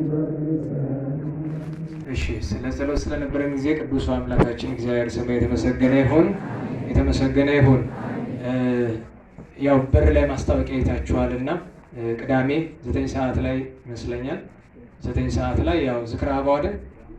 አዎ ማኅበረ ቅዱሳን የጎንደር ማዕከል ያዘጋጀው ነው። ዝክረ አበው በተለይ የአቡነ ተክለ ሃይማኖት ፓትርያርክንና የኢንታ ሊቀ ሊቃውንት መንክር መኮንንን ጌታው ክቡር ኢንታ መኮንንን የኢንታ መንክርን ስዕል አይተናልና ዝክረ አበው ላይ እንሳተፍ። የማኅበረ ቅዱሳን የአክብሮት ጥሪ ነው። ከዛ ውጪ የተማሪዎች ያልከው ቅዳሜ 9 ሰዓት ያልከኝ እኮ የት ልታደርጉት? 7 ሰዓት እስከ 9 ወደ ዩኒቨርሲቲ የምትሄዱት ካላችሁ ደግሞ 7 ሰዓት እስከ 9 ሰዓት ኮርስ ስላለ እሱን መታችሁ እንድትወስዱ ትባላላችሁ። ይሄው ነው። ፍትሐ ነገሥት 300 አትርፍልኝ ብየው 80 ቀርቷል አለኝና ያልወሰዳችሁ መውሰድ ትችላላችሁ። እንግዲህ በሁለተኛ እትም ልስጥ ለካህናት 80 ለማን አደርሰዋለሁ? እንግዲህ አትርፍልኝ ያልኩት ተሸጦ አብዛኛው ሳይታሰብ 80 ብቻ ነው የቀረ ስላለኝ፣ ስለዚህ መግዛት ትችላላችሁ ከፈለጋችሁ። ፍትሐ ነገሥት የተወሰነ የተረፈ እንዳለ ለመናገር ያክል ነው። በተረፈ የሆነ ዲያቆን የምትሉት ዲያቆን አይደለም፣ ሲጀምር ተወግዟል። ስሙን መጥራት አልፈልግም። ዩቲዩብ ላይ በመጀመሪያ ደረጃ የምታዳምጡት ሰው ለዩ። ዩቲዩብ ላይ የተገኘ ስብከት ሁሉ አይደመጥም። እንደው ባካችሁ እንኳን ያው የላክልኝ ስም ቆሻሻ የሆነ እምነት የያዘ ባለጌ ሰው በሽታ እንኳን የማያስተምረው በዚህ ዘመን ባለፉት 10 ምናምን ዓመታት ቤተክርስቲያኗን ሊፈነቅል ሲሞክር የነበረ በጣም ባለጌ ስጋ ለበስ ጋኔን አይነት ሰው ነው። በጣም ክፉ ሰው ነው። እንኳን የሱን ትምህርት ልትሰሙ ስሙን ራሱ ዲያቆን ብላችሁ የምትጠሩ ተወግዞ ተለይቶ ለምን ዲያቆን ስሙን አልጠራው? ምን ይዝ ግን ዩቲዩብ ላይ እንዲሁ በሞት የለም። ለምንድን ነው ሌላ ስብከት የአባ ገብረ ኪዳን ስብከት ዩቲዩብ ላይ አለ የለም? ንገሩኝ እንጂ አይበቃም? ይበቃል እኮ በቃ እሳቸውን ከሰማችሁ በቃ ምን ሌላ ሀገር አስቀላወጣችሁ። ከወጣቶች ደግሞ ይኖራሉ፣ ግን የአባ ገብረ ኪዳንን ከሰማችሁ በቂ ነው። የኢንታ ሊቀ ሊቃውንት ካገኛችሁ በቃ 40ውን 50ውን መስማት ምን ያደርጋል? እና የገሌ አትበሉ። የሚታመን ሰው እየጠፋ ነው፣ እንኳን የተወገዘውን ማለት ነው። ስሙን ያልጠራሁት ማስታወቂያ መስራት ይሆናል ብዬ ነው። እና ሄኖክ ምናምን የምትሉት ሰውዬ ደግሞ ተው እባክህ። ቅባ ቅዱስ ምናምን ስንቴ ነው የምንናገረው? ቅባ ቅዱስ ጫፉንም መንካት አትችሉም። ያ ባለጌ ሰውዬ ለገንዘቡ ነው እንደሱ የሚላችሁ። በጣም ሲበዛ ባለጌ ሰው ነው። ባለፈው እኮ ወተን አደባባይ ተናገርን። አይበቃም እሱ? ስንቴ እንለፍልፍ። ስለዚህ እኔ ዝም ብዬ ማለፍ የማልችላቸው ነገሮች ስለሆነ ነው ከዚህ መሀል እነሱን ያነሳው። ስማቸውን ያልጠራናቸው ሰዎች አሉ። በተለይ በጋብቻ ያሉትን እግዚአብሔር አምላክ የቸርነቱን ስራ ይስራላቸው።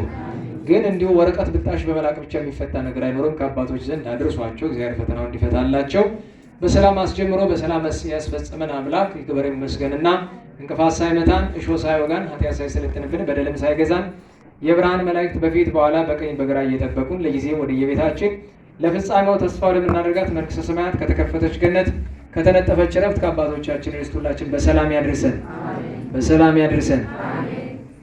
የማን ነው የሚባል ካለን ብናካፍል ሸዋ ዳቦ ባምባው አካባቢ ድንገት ማጣውሻ ከሸዋ ዳቦ ደርሳችሁ ካለን ብናካፍል ብትሉ ያሳያችኋል።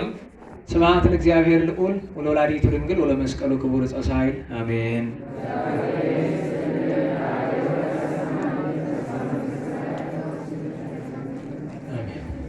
ጸጋ ነሣኢነ ወሕይወተ ረከብነ ጸጋ ነሣኢነ ወሕይወተ ረከብነ በኃይለ መስቀሉ ለኢየሱስ ክርስቶስ በኃይለ መስቀሉ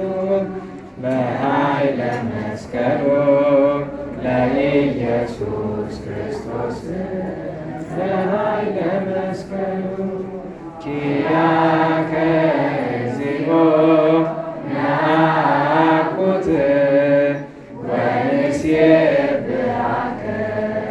እግዚአብሔር ኪያከ እግዚኦ ነአኩት ወንሴብሐከ እግዚአብሔር ጸጋን ተቀበልን ሕይወትንም አገኘን ጸጋን ተቀበልን ሕይወትንም አገኘን በመስቀሉ ኃይል ለኢየሱስ ክርስቶስ በመስቀሉ ኃይል በመስቀሉ ኃይል ለኢየሱስ ክርስቶስ በመስቀሉ ኃይል አቤቱ አንተ